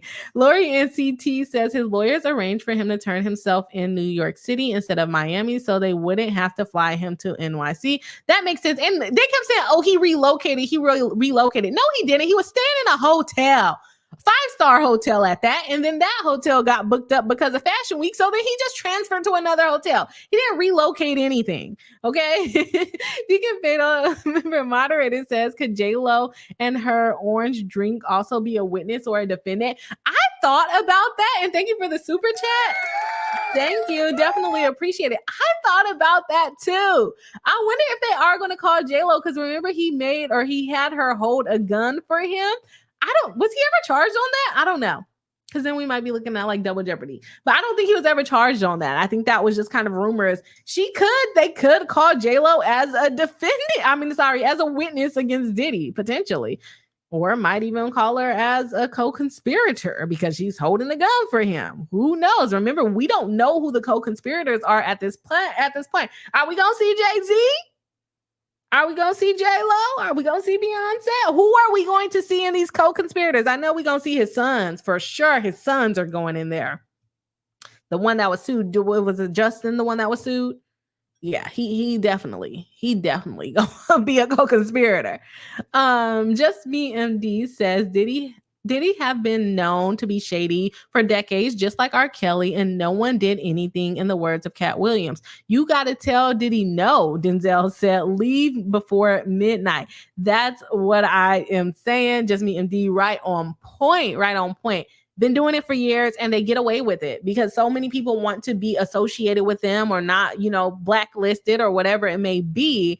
So very interesting. Deacon Fatal says, well, Justin Bieber just made a song. Ooh, didn't hear it. YT3 says, Usher, Justin Bieber, and many more of the people that Diddy has also kind of groomed while they were kids, allegedly, because we don't know. It hasn't come out all the way yet. Lori in Connecticut says, Usher was asked what he saw when he lived with Diddy at age 14. He said he would never let his kids get in the same situation. Smart guy. His mama was wrong for that. Who sends your 14-year-old kid to live with a grown man? Okay? It's weird. Why does he want the child? Yes, could he make him into a star? Maybe, but does he have to live there with him to do it? No. Just Stacy says, it's a terrible cycle. Help the victims get the help they need. I hope so. Deacon Fiddle says, can it become a class action lawsuit for the Rodney Jones, the civil ones? Maybe, but they would have to all be within the same class. Like they suing them because they were all at that same party and they were given similar drugs, but not just, it probably won't be like over an extended period of time. It'll probably be very hard to find 35 people that want to sue him for particular parties that they went to. Kimmy Locker says to Deacon Fatal, I don't know why they'd want to. Plaintiffs in class actions tend to get way less. Yes, that's also true. The individual plaintiffs, and there's a lot of case/situation specific things that happen exactly that are probably going to be too different in order to form a class, right? Zoe B says class action lawsuits for everyone that got a STI due to baby oil freak. That could be a class. You are not lying. You're not lying about that. Kimmy Lockett says, I'm pretty sure they can do a superseded indictment to add charges. I'm not in criminal, so I'm not even going to go into that. I'm assuming they could just file more charges and then kind of combine all the cases in order to have judicial efficiency. Sandy says, I believe the AG, Attorney General, said more charges could be added. They are still investigating. And there are more charges that I think should be added. This is only Cassie's lawsuit. Y'all got to add in everybody else's lawsuit too. Just Stacy says, Diddy said he trying to sell that plane, but who gonna want to buy it now? Right. Why would I want a Diddy plane? And y'all say, the people say he has some stuff to do with the plane with Aaliyah too. Speculations. So I ain't getting on no plane that Diddy got got his hands on, okay? Lori in Connecticut said, just Stacy, people cleaning that plane need to wear hazmat suits, right? Deacon Fatal again, thank you for another super chat. Appreciate it. Saying me listening to Kendrick Lamar right now, a minor, yeah. I was surprised there was not any charges regarding minors. Kimmy Locker to Deacon Fiddle, that line is diabolical. It really is. The whole song. Just call that man a pedophile for like 4 minutes straight. Henry Smith said, you've corrupted a childhood song. I'm sorry. Was no one else thinking that? Like, that's literally like what kept coming to my mind. I'm so sorry. YT3 says, Southern District, New York has the most powerful prosecutors in the world. They prosecute criminals in foreign countries. I think they're going to do a good job with the case. Kimmy Locker says, yep, over 95% conviction rate. I think he's getting convicted. That man's going to jail. YT3 said 100 to Kimmy. This is why California and Florida stood down. Let New York handle it. Let them handle it. Deacon Fiddle says, I would be so pissed if I was one of his lawyers. Deacon Fiddle says, you want to go to trial? Question mark. Oh, why is it not pulling up? Oh, my computer was kind of freezing. You want to go to trial? Question. Yeah, he's gonna. Like Kimmy said, they're probably not even gonna offer him anything good enough to make him not want to go to trial. I agree with Kimmy on that. Kimmy says to Deacon Feda, nah, I bet they're laughing all the way to the bank. Yeah, because he still has to pay them. They know he's not gonna win. And no, he's not going to win. They just got to make enough objections for them not to seem like they're totally not doing their job. YT3 says superseded indictments are coming. I think so. Deacon Fatal says, he is in, I think, jail. And anything he says on the jail phone will be recorded. He already liked to record his own admission. So, I mean, I would not be surprised if he's on the phone talking like Donald Adelson, okay? Deacon Fiddle says Shine is fine. Deacon Fiddle says like legally. And then Stargazer says, I wonder if these high-powered criminals actually get in charge as a sign of better times or if new high-powered criminals are replacing them. I really don't know. I hope there's not more after them. I think people are definitely more likely to speak up now. Destined to Be says the girl that got shot at the club is still talking and standing firm that Diddy was the one who shot her. Really? Deacon Fiddle says the sad part is no condoms were found in this. Deacon, I didn't even think about that. You're right. They did not say nothing about condoms. But did we really expect them to be using condoms? I wouldn't. I thought, I say this about movies all the time. Every sex scene in a movie, and I pointed this out to my husband, they never like, oh, wait, let me get a condom. They always just sleeping with random people from the club, they sisters' husbands, they brothers, uncle, cousin. They always do. They never do that. So it does not surprise me that people in Hollywood are not using condoms. If they was not using them in freak offs, if they were using them in freak offs, I would definitely be more surprised than if they weren't using them. So good point, Deacon. Kimmy Lockett says, I mean, condoms aren't illegal, so I'ma just believe / hope they were present and not mentioned. But they told us about baby oil. Like, baby oil is not illegal. Lubricant is not illegal. Why was it not lube and condoms, not lube and baby oil? Like, I feel like you shouldn't even be using baby oil down there. Okay, I know they're probably not using it down there. What are they doing? Rubbing the baby oil and sliding across the floor? Like, what is the baby oil for? To make you more slippery? Somebody please, Diddy, please explain to me what the baby oil was for. Was it just foreplay, or was it like, what was happening there? I really want to know. Oh, no, I don't. I don't want to know, actually. I don't. Kimmy Lockett says, I was 100% thinking that song. You just beat me to saying it. See, I'm like, y'all had to be thinking it. Deacon Fatal says, can we just agree that Defendant Combs is just a bad person in general? Absolutely agree. Absolutely. Kimmy Lockett says 1,000 bottles of baby oil is more shocking than condoms, though. Yeah, it is more shocking to just put it out there, but I feel like we would have felt a little bit more relieved if they would have told us about condoms. I don't think there was condoms there. I don't think he was worried about that type of protection. He just wanted to make sure they didn't get ashy during the act. I don't know. Like I'm not making fun of the people that went through the traumatic experience of this. I'm just laughing at the idea of baby oil. Like, what was it for? Phoenix always says slip and slide through the house. Slip and sliding through the house. Deacon Fatal saying, I don't know. Tiny says, I don't think you want to know. I don't think I want to know either. I said it and I instantly regretted it when I said it. Just me MD says to Deacon Fatal, OMG, I just became even sicker about this whole mess. I didn't think it could get worse. It just keeps getting worse. Cheryl C says, baby oil can make condoms break. Vaseline can do that too. Only water-based lubricants are fine. Condoms, folks. So no, there's no condom. Cheryl C, you're making it worse. You're making it worse for us. There probably were not condoms because they're using baby oils. Oh my gosh. Kimmy Lockers says that Cheryl C good looking. I don't think there was Kimmy Lockers. I know you think Kimmy's Lockers. I don't think there was condoms, Kimmy. I know you want to believe that there were, but I don't think they were there. I don't think they were there. Cheryl C has definitely got rid of the hopes for me. The baby oil and the condoms. Yeah, she's right. Maybe they were slip and sliding. I don't know. I don't know what they were doing with the baby oil, okay? Zoe B says Johnson Johnson stock had to take a hit this week when their number one customer got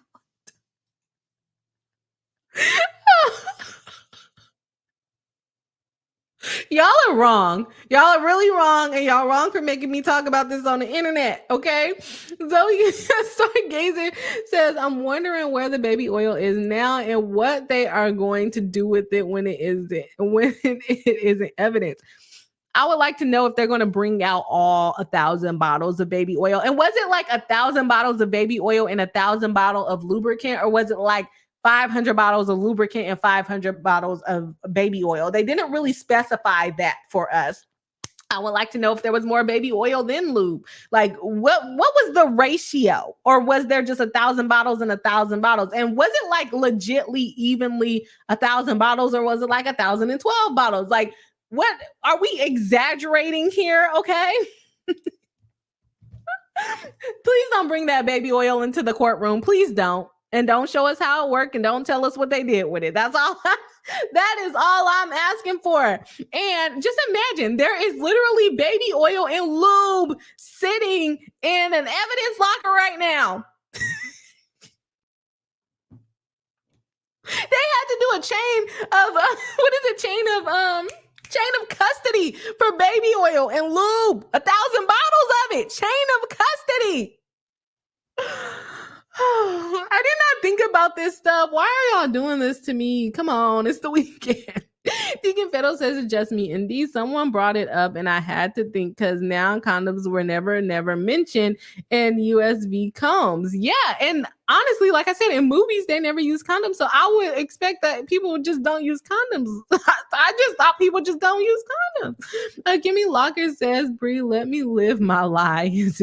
It's been debunked. And Cheryl C says oil wrestling and pools of baby oil. I feel like that's the only reason why you would need 1,000 bottles. They didn't mention kiddie pools though, so maybe this keeps getting worse. I'm gonna have to cut y'all comments off.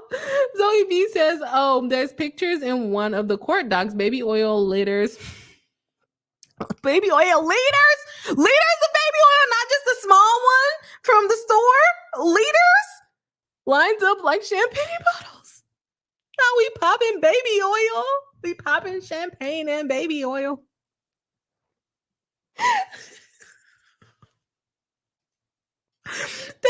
To be says, oh, they're going to tell you how it was you. They are going to tell us. We're going to know soon enough. Soon enough. Stargazer Kawaii says, are evidence lockers big enough to hold them? They probably had to get an individual storage unit. Kimmy Luckett says, what do you do at work today, honey? Took possession of 1,000 bottles of baby oil. And what else did you get? Another 1,000 bottles of lube. Who are you investigating? Not to mention the cocaine. Oh my gosh. Oh my gosh. Oh my gosh. Dingy Meadow says, okay, I have to head to bed by 1,000. But 1,000 bottles of baby oil is like a closet worth of water. Yes. Yes. Good night, Deacon Fatal. Good night. Have a good night. Don't dream about baby oils. Don't count bottles of baby oils to fall asleep, okay? 1 baby oil, 2 baby oil. Just me MD says this is going to be a sickening, very sickening trial, especially knowing that so many did not consent and know what was happening to them. And I really hope, I know we're like giggling about the baby oil and the lubricant because it is insane.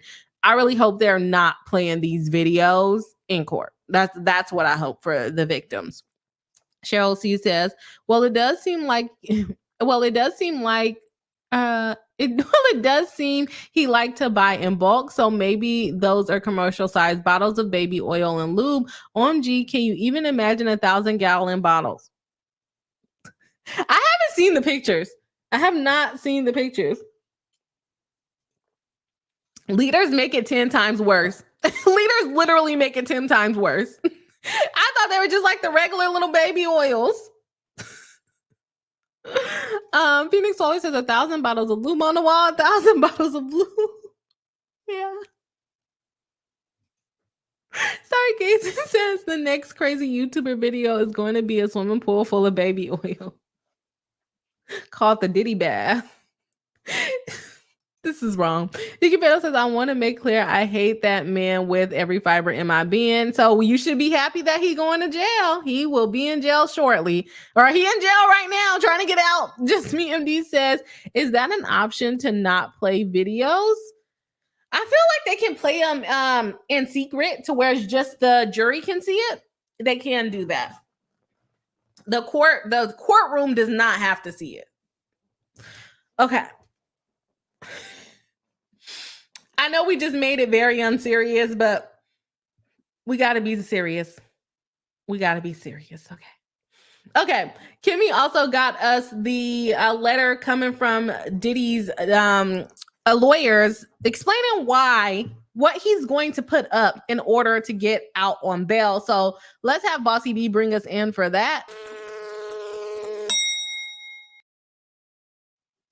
I don't got my life together. I'm supposed to be having Bossy B, but I got to get my setup back right because I put it everywhere else. Okay, there we go. So we have the letter, the bail proposal. Okay, I think I want to go ahead and read just kind of the first few paragraphs, and I'm not gonna go into. Okay, thank you, Kimmy, for highlighting it. So we're gonna cover that. This is Diddy's bail proposal. I'm not going to go into the prosecutor's request to deny bail because it's pretty repetitive of the actual indictment and saying that he's a flight risk. He has a plane. He has already intimidated witnesses. So if we let him out, he's going to keep intimidating witnesses. He's going to use phones to intimidate them. He might use his plane to fly and intimidate them. He might escape because he's a freaking billionaire. Okay. So we're not going to read them because the prosecution's letter why he shouldn't be out on bail because it's really repetitive of the actual indictment. And they also bring up how he blew up the car. And that's how I found out that it was arson, because it didn't say how we were talking about arson in the actual indictment, but in the prosecutor's letter is how we found out about the arson was when he blew up Kid Cudi's car. So let's go ahead and jump into Diddy's proposal and why they think that he should be able to be released from jail after all of the nonsense that he has done to get himself in this situation. So, all right. This is a letter to the judge. and says, Mr. Sean Combs, through his counsel, submits this letter to the court for release on certain specified conditions. Yesterday evening, so this is from Tuesday, y'all, Mr. Combs was arrested on an indictment charging him with the following offenses. They just cited the codes. For reasons set forth below, we ask this court to release Mr. Combs pursuant to our proposed bail package. This letter will walk the court through a series of actions taken by Mr. Combs over the past 6 months that prove that he is not a risk of flight or a danger to anyone in the community. You mean after he be threatening people and blowing people's cars up and locking them in rooms and beating them black and blue? He's not a threat to the community? And we're all on the internet talking about him? Can you guys imagine if Diddler was watching us right now? Okay, laughing at his baby oil? He wouldn't like that. He would not like that at all. Okay, these actions prove that Mr. Combs is eminently trustworthy. Great language. That he is demonstrably committed to showing his innocence in court in the context of this case, and that he should be released on the conditions proposed in order to do so. Now, sir, I understand that you're Delulu, but no one's going to believe you're innocent when you just paid Cassie off $30 million last November. We think you're pretty guilty. And I know you probably didn't make any admission in paying her that $30 million, but the $30 million is admission enough for me. Y'all let me know if y'all agree. Sounds like an admission to me. Okay, the first thing the court should know is that when it became apparent to his counsel that Mr. Combs would at some point soon be formally charged, he did something extraordinary. Strong language. Shout out to the lawyer. He left his home in Miami and traveled to New York, the very location of the prosecutors and agents investigating him. Through counsel, Mr. Combs promptly told the government that he had voluntarily come to New York, offered to tell them specifically where he was, and offered to turn himself in at the appropriate time. Oh, he is just a stand-up guy, isn't he? Okay. Even though Mr. Combs came to New York, authorized his lawyers to tell the government of his location, and offered to self-surrender. So they didn't have to come and arrest him and embarrass him. Not because if he is happy and on his own volition. He don't want to be embarrassed, okay?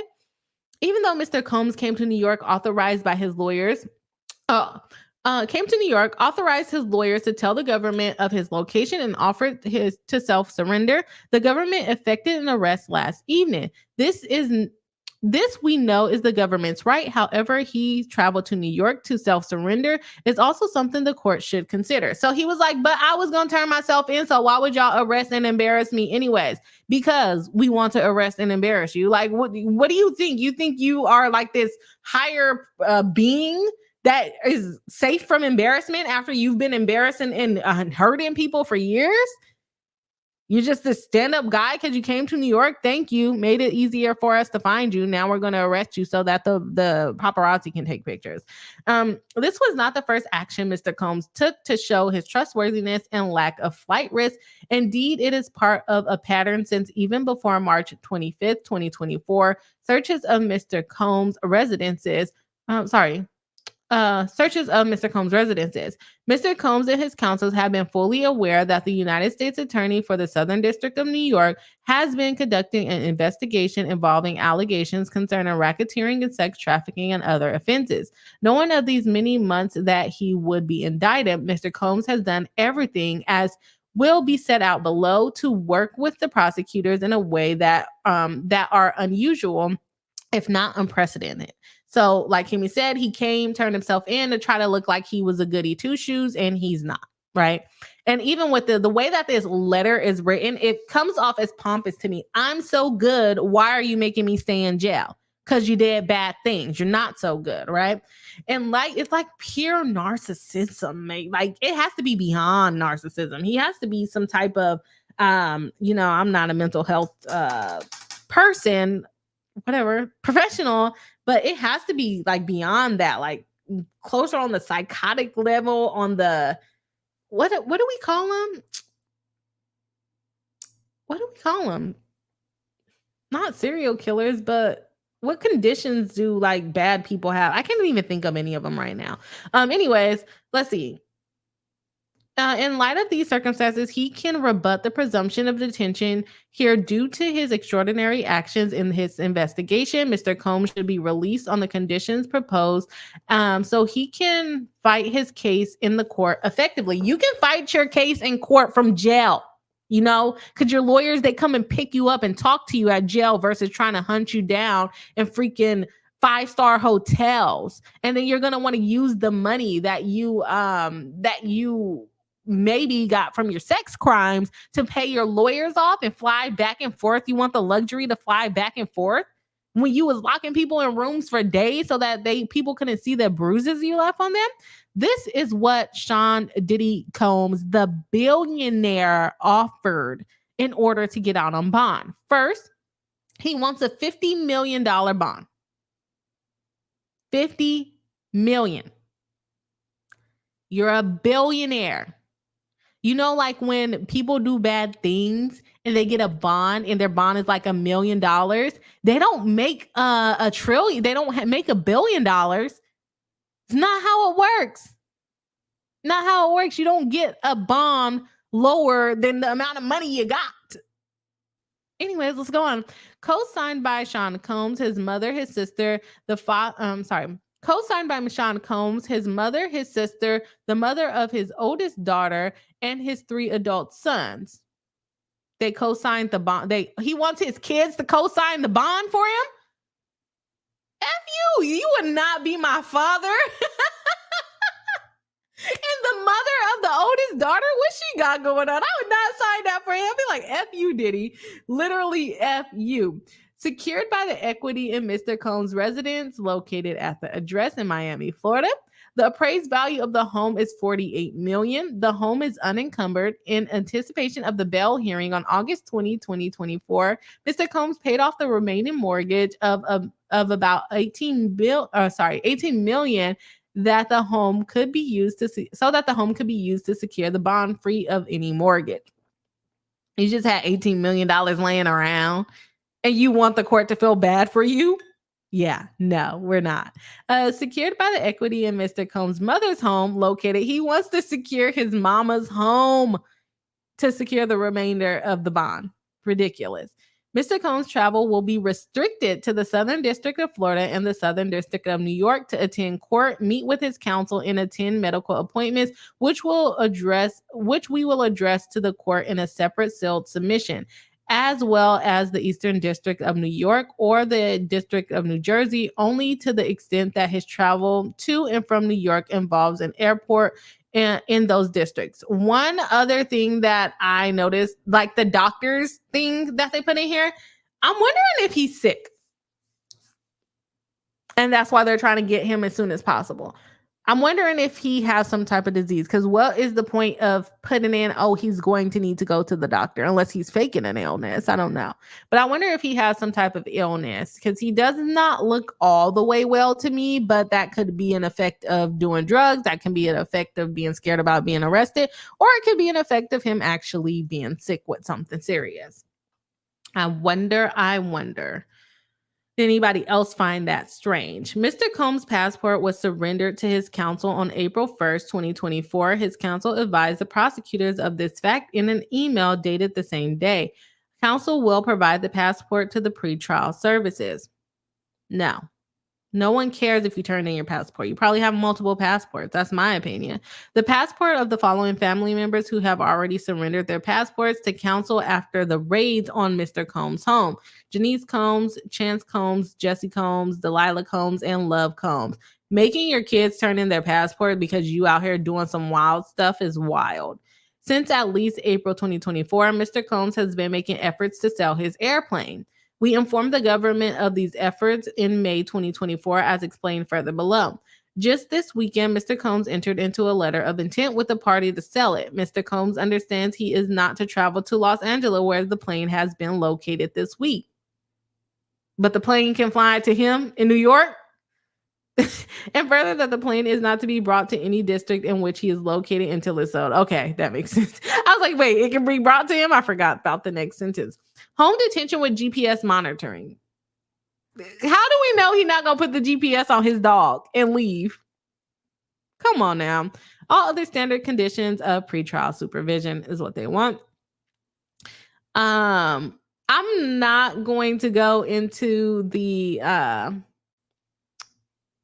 explanation about what he's been doing in order to show that he's a good guy. I'm not gonna go into this either. Let me see. Or am I? Okay. Yes, I am a little bit. Okay. I am gonna go into that. Sorry, y'all. I didn't prepare this part. Okay. So he did all of those things. He wants to sell his plane. He gave up his passport. He'll give them 50 million. He'll secure it through his home, his mom's home. And he'll stay at home with an ankle monitor.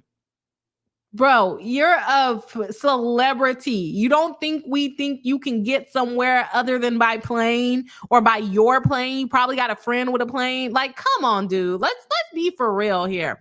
Okay, so he wants to tell us about his history and characteristics as to why he should be let free. He's such a philanthropist. They're going to talk about this a little bit. So, Mr. Combs' history and characteristics are best demonstrated by the way he has responded to this investigation from the very inception of to his most recent decision to travel to New York when his lawyers told him that the case could soon be starting. He has never run from a challenge, and he will not run from this one. Okay. Instead, he takes these challenges head on. He moves forward them confident. He moves towards them confidently with the assurance that right is on his side. Interesting wording. There are not merely the words of his lawyer. Rather, the actions of Mr. Combs over the last several months conclusively prove this, or from direction of his lawyer. He literally did what his lawyer told him to do. Aside from his actions since the inception of the investigation, Mr. Combs' character is shown through his demonstrated contribution to society in several important areas, like blowing people's cars up and locking them in hotels rooms and paying people off $50,000 in order to get rid of video footage.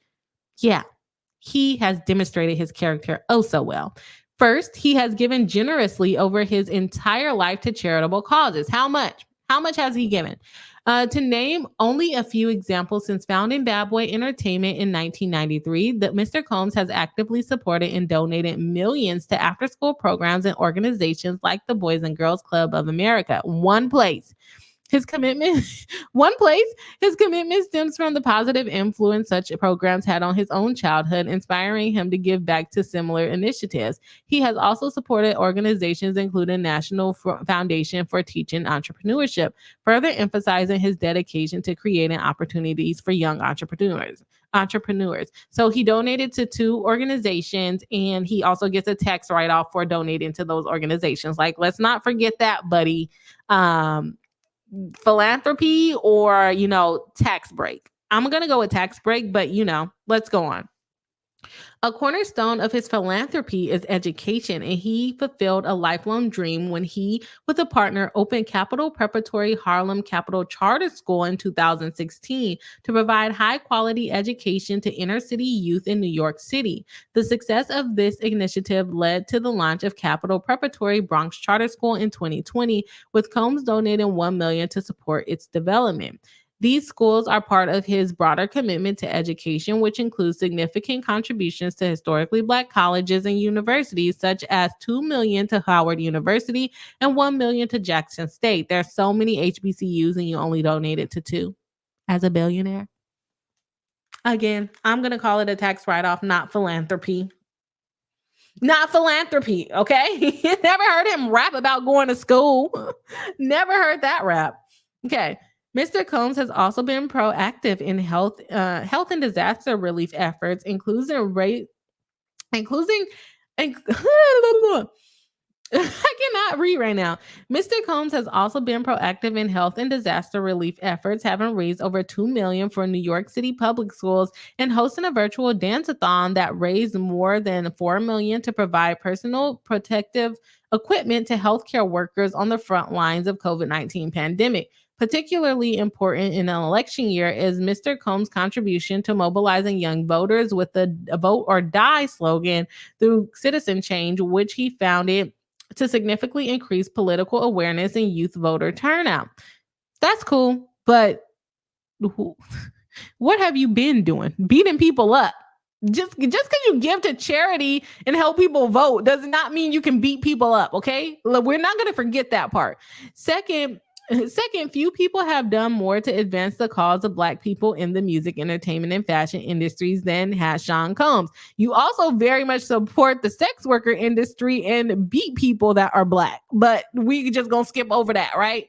He also beat them Black and blue. So I guess we're just gonna skip over that, but sure, you contribute to music. While he has always been controversial, yeah, yeah, he has always been controversial. He has also always championed minorities and underrepresented communities. As chairman of Combs Global, Mr. Combs has used his platform to create the Excellence Program, an internship initiative with endeavors in July 2021, a major initiative designed to provide from underrepresented communities. Mr. Combs' philanthropic work has earned him numerous accolades throughout his career, including the Triumph Award from the National Action Network in 2016, the Superhero Award Room to Read in 2017, the Child of America Award from Carver Foundation in 2018, and in 2023, the Icon Award from the Apollo. Through his multifaceted career, Mr. Combs has not only created thousands of jobs, including valuable internships for young professionals, but has also supported minority and women-owned businesses. Sir, you beat women and you put them in freak-offs. I like you tried to throw that in like, oh, I support woman-owned businesses. Yeah, and I also like them in the closet. Like what? Leveraging them as key suppliers and vendors for his enterprises. Are they supplying the baby oil and lube? Because it doesn't have to be Johnson & Johnson. Counsel will be prepared to address the factors of dangerousness to the community and weight of the evidence in court at the 2:30 initial appearance. The proposed bail package addresses any issues with flight and danger to the community. No, it doesn't. No, it doesn't. He did his crimes at his home and in New York and in Florida. And he also had his kids participating in you giving up their passports. They're going to be there causing more problems. At least the boys. Come on, dude. In light of the proposed conditions, the actions Mr. Combs has already taken regarding the investigation, and Mr. Combs' lifetime commitment to live up to his obligations concerning every challenge he has ever faced, he should be released to fight this case in court and prove his innocence. You will be fighting it in court. You're just going to be doing it from behind bars. And then when you have your hearings, you won't be in jail. They'll let you come to the courtroom when you need to go to your hearings, Diddy. I don't know if your lawyers didn't tell you that, but you do get to leave your cell to come to the courtroom. Sean Combs has never evaded, avoided, eluded, or run from a challenge in life. Well, I think everyone has their own opinions about that. He will not start now. Do we want to give him the opportunity to prove that to us? No. As he has handled every hardship, he will meet this case head on. He will work hard to defend himself and he will prevail. Recognizing that a bail hearing is not the time to defend the merits of the criminal case, it is relevant to bail that the defendant has made a clear commitment to defend an eminently defensible case. This is such a case. Finally, several courts in the district have recognized that the conditions at Metropolitan Detention Center in Brooklyn are not fit for pretrial detention. Just earlier this summer, an inmate was murdered. Sorry about it. At least 4 inmates have died by suicide there in the past 3 years. How is that the jail's fault? Because people don't want to go to jail, so they commit suicide. How is that the jail's fault? Numerous courts in the district have raised concerns with the horrific conditions of detention there.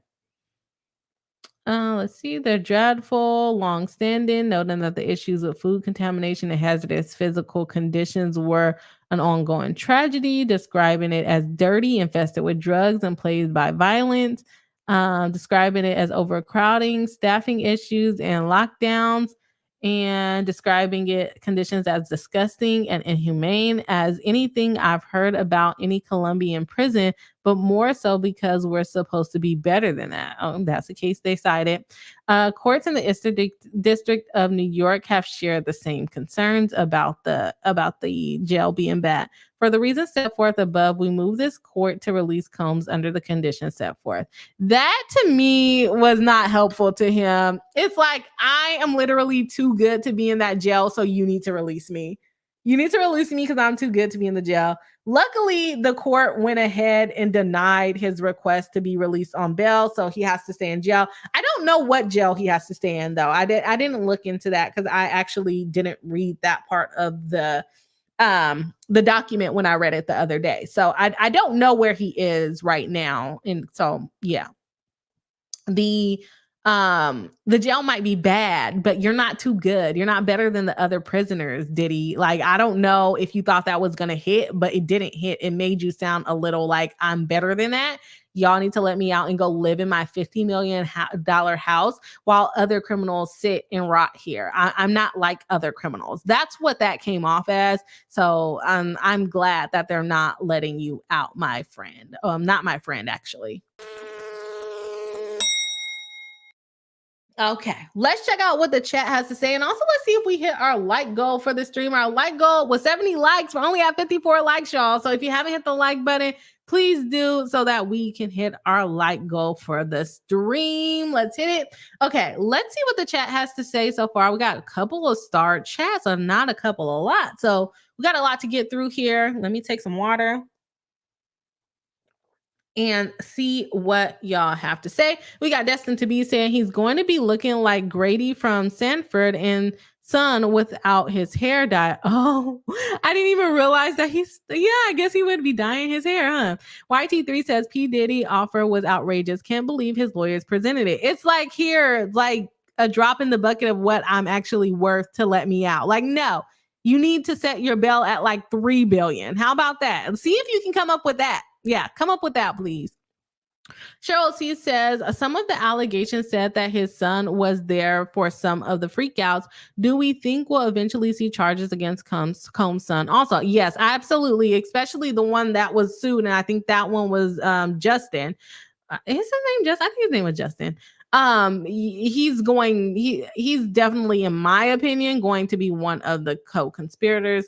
YT3 says 100, also agreeing. Stargazer Kawaii says, I am surprised he didn't leave the country before they could arrest him. He had to know these charges were coming.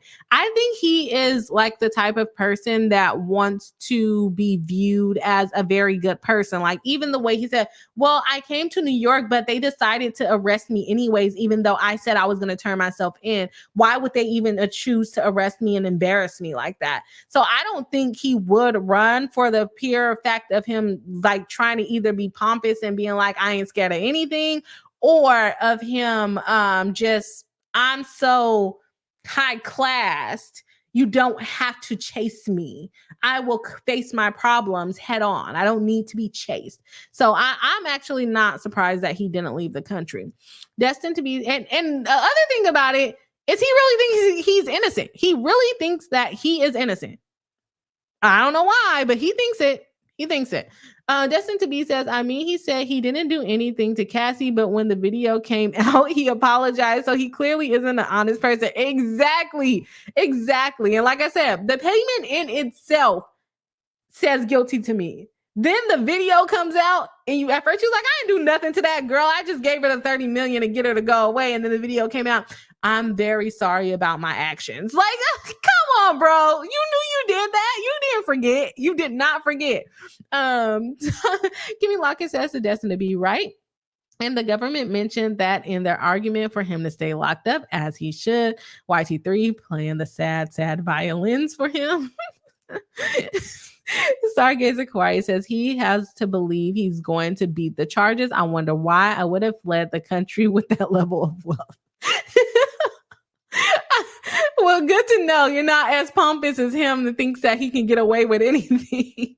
Kimmy Locker says to Stargazer Kawaii, the level of arrogance and feeling invincible doesn't wear off quickly, especially after getting away with it for so long. Exactly. I agree. I think he thinks he's going to get away with it. Stargazer, like, I know I'm not getting away with it. I'm going to start stargazing. I'm going to get on my spaceship.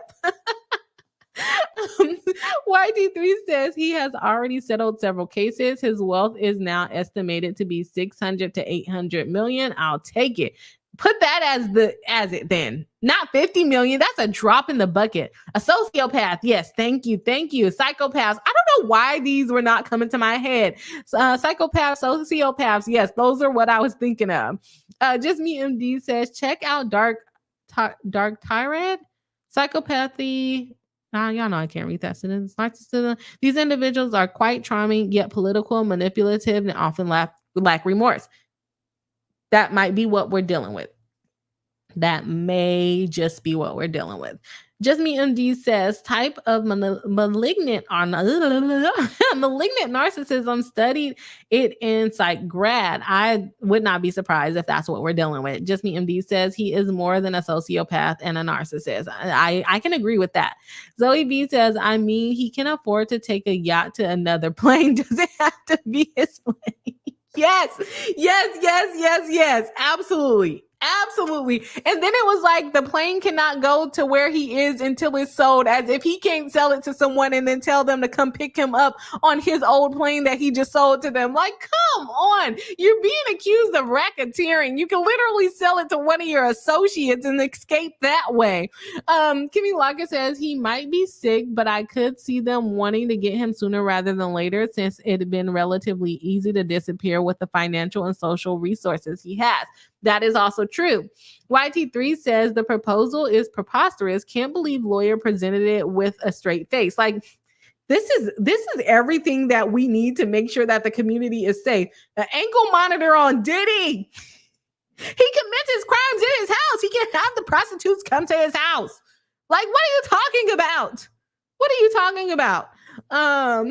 Zoe B says he got the key to NYC, yet the city's administration is also getting indicted and dropping like flies to corruption involving club liquor license. So yeah, there's that. Oh, I didn't hear about that.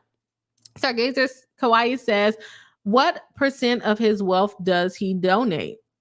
Not a lot. Over the course of how many years did he cite? Like 7 to 8 years. He only mentioned like 3 million actual dollars, and he didn't give us a monetary value on anything else. So not a lot of his wealth is what he's donating. It's a tax break.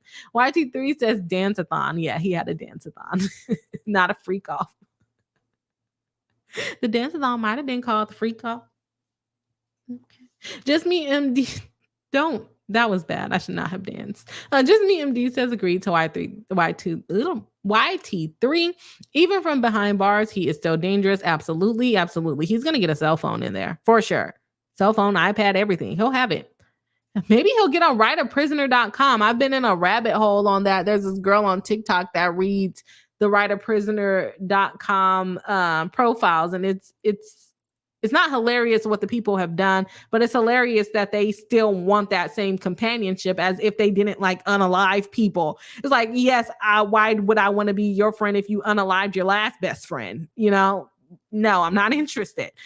Just Me MD says someone who gets pleasure from hurting or humiliating others is a sadist. And I would not be surprised about if that's him. YT3 says Just Me MD sounds like he's criminally insane. No, we don't want to give him that. Kimmy says criminal insanity would mean he doesn't know his actions are wrong or illegal, and I think he knew but didn't care. I agree with Kimmy. YT3 says agreed. Nissa Howard says we are forgetting Isaac Hayes. Ooh, I don't know who that is off the top of my head. Stargazer Kawaii says a crime kingpin getting a hero award. YT3 says I think his lead attorney is going to be fired. After that plea deal. But you know what's crazy is like Diddy probably thought that was enough. He probably was like, no, that's clearly enough. Most people don't have $50 million in their house like I do. I should be able to put that up. Like, no, bro. No. Stargazer Kawaii says, I wonder if he spent more money in his baby oil or I'm gonna go with baby oil purchases. Baby oil purchases were probably a lot more than what he donated. YT3 says job creation. YT3 says he has employed women. He has employed women, but he also locks them in closets. Like, are we giving him credit for that? Just Me MD says, and men. Yep. Zoe B says he created lots of jobs. Takes at least 3 hazmat crews to clean up after him daily. Yep. Exactly. They redo hotel rooms after they freak them off, right? Zoe B says, how many extra lawyers will be added to his team just so they can go to jail? Just so they can go to jail and meet him with him daily so he's not stuck in a cell all day, right? He's going to spend a lot of money. YT3 says he is in isolation, which makes sense. So he probably is going to go crazy in there. Because if he's in there with general population, yeah, he might have fun, honestly. I don't know. He seems pretty influential. People might be nice to him and do things for him.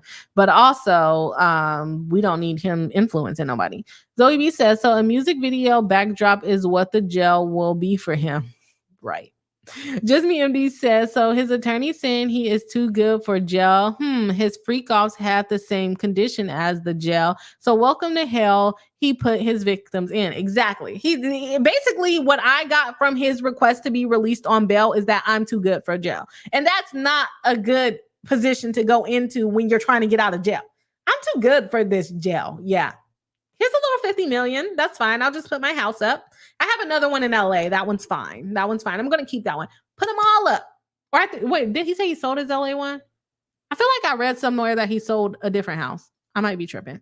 YT3 says SD New York is controlling everything. No bail. Yeah, he gets no bail. No bail. Kimmy Lockett says he's at Metropolitan Detention Center in Brooklyn where R. Kelly and Ghislaine Maxwell were also held. So yeah, you're on the same level. Sorry, buddy. Kimmy Lockett says, don't forget to hit the like, BriHive. Yes, thank you for the reminder. We got Zoe B saying he could run, but his ego won't keep him hidden long. Plus, we could just track movements of baby oil unusual. He's never gonna live down the baby oil. He's never gonna rub it down. The prosecution knew what they were doing when they listed that baby oil, because now no one can take him seriously. Kimmy Lockett says if he only has 600 million and he donated 3 million, that's 0.05% of his wealth. Yeah. And the 600 million is new. It used to be $1 billion. Kimmy Lockett says he put the LA house that was rated on the market for 61.5 million, but it hasn't sold yet. Because who has $61.5 million? And who wants to live in Diddy's rated house? Like, nobody wants those houses. No one wants those houses. Okay, so for maybe like some creepy billionaire that wants to live in a house after Diddy's freak offs. All right, y'all. That's literally all I have for the live stream. Thank you all for joining the live stream. I have a couple of cases that came out that I would like to do some pre-recorded videos for. But I don't know if I'm going to have time to get around to it. Like I said, there is the Miley Cyrus case that came out and getting sued by Bruno Mars. There is another lawsuit against Diddy by a Danity Kane member. There was some updates, I believe, I forgot to look on the update for Baby Reindeer. They were supposed to have their hearing on Monday. So I need to look into those documents as well. And I think there was like an update on Laura Owens' case. I have not looked into that, but Kimmy did grab it for me. But this case with Diddy is completely insane. I feel like it's going to be going on for at least the next couple years, at least 2 years. I'm guessing before we get to trial, especially because they're going to be looking to start adding in the co-conspirators. Excuse me. I would like to know who the other big players are in this case. We got a couple more comments that I'm going to get to. YT3 says, wait, was Epstein in the same jail? Kimmy says yes. And I don't know, so I'm gonna go with Kimmy's yes. Phoenix Faller says, "Who would want to live in a house where you need to check with a black light before walking into the room?" Right. He just thinks people are gonna want his house, but they don't. Zoe B says, "Wonder how much money will be put on his gel accounts to buy beef sticks and other incidentals." Oh, and baby gel, baby oil. I think he's gonna just be stuck with cheap lotion at that point. I don't know if they got baby oil and gel. Destin to be says, "Do Miley?" I hadn't heard about it. Yeah, she got sued by Bruno Mars copyright infringement for that flower song. I can buy myself flowers. And then now I can't even think of the Bruno Mars one no more because that one has literally taken over my brain. But yeah, I'm gonna look into that one and hopefully do a pre-recorded, Tanya, on that one, or maybe do a live. I don't know. But with me live streaming only once a week, it's hard for me to cover all the cases that I want to. So I think I'm gonna have to pre-record it. Kimmy Locker says to Zoe B, like Bree said earlier, he'll have plenty of cup of ramens. He'll have all the ramens. A lot of cups to play with, okay? Zoe B says, "Thank you for laughing with us tonight." Right? That's all it was. BriHive, back to the unseriousness, right? Stargazer Kawaii says, "Have a good night. Stay away from baby oil for the weekend." Stay away from baby oil for the weekend, y'all. YT3 says incidentals. Yeah. Zoe B is a comedian, says Tanya D. And then Kimmy Locker says, "When I Was Your Man" by Bruno Mars. Yes, that's the one. That's the one. That's the one. I can't think of the words to sing, though.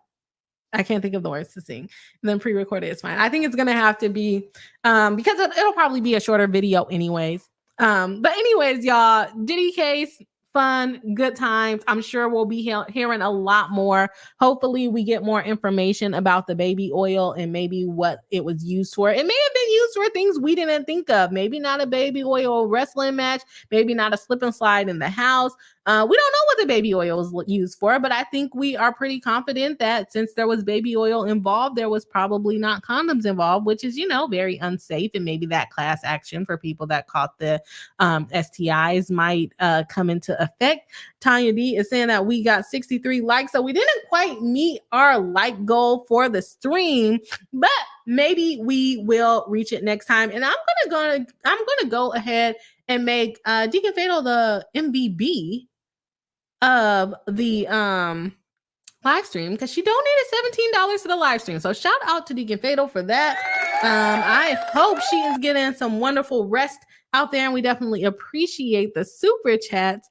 I don't know if we're gonna make it to our 70 tonight. Zoe V says, "Oh, there will be a uptick in baby oil costumes for Halloween this year."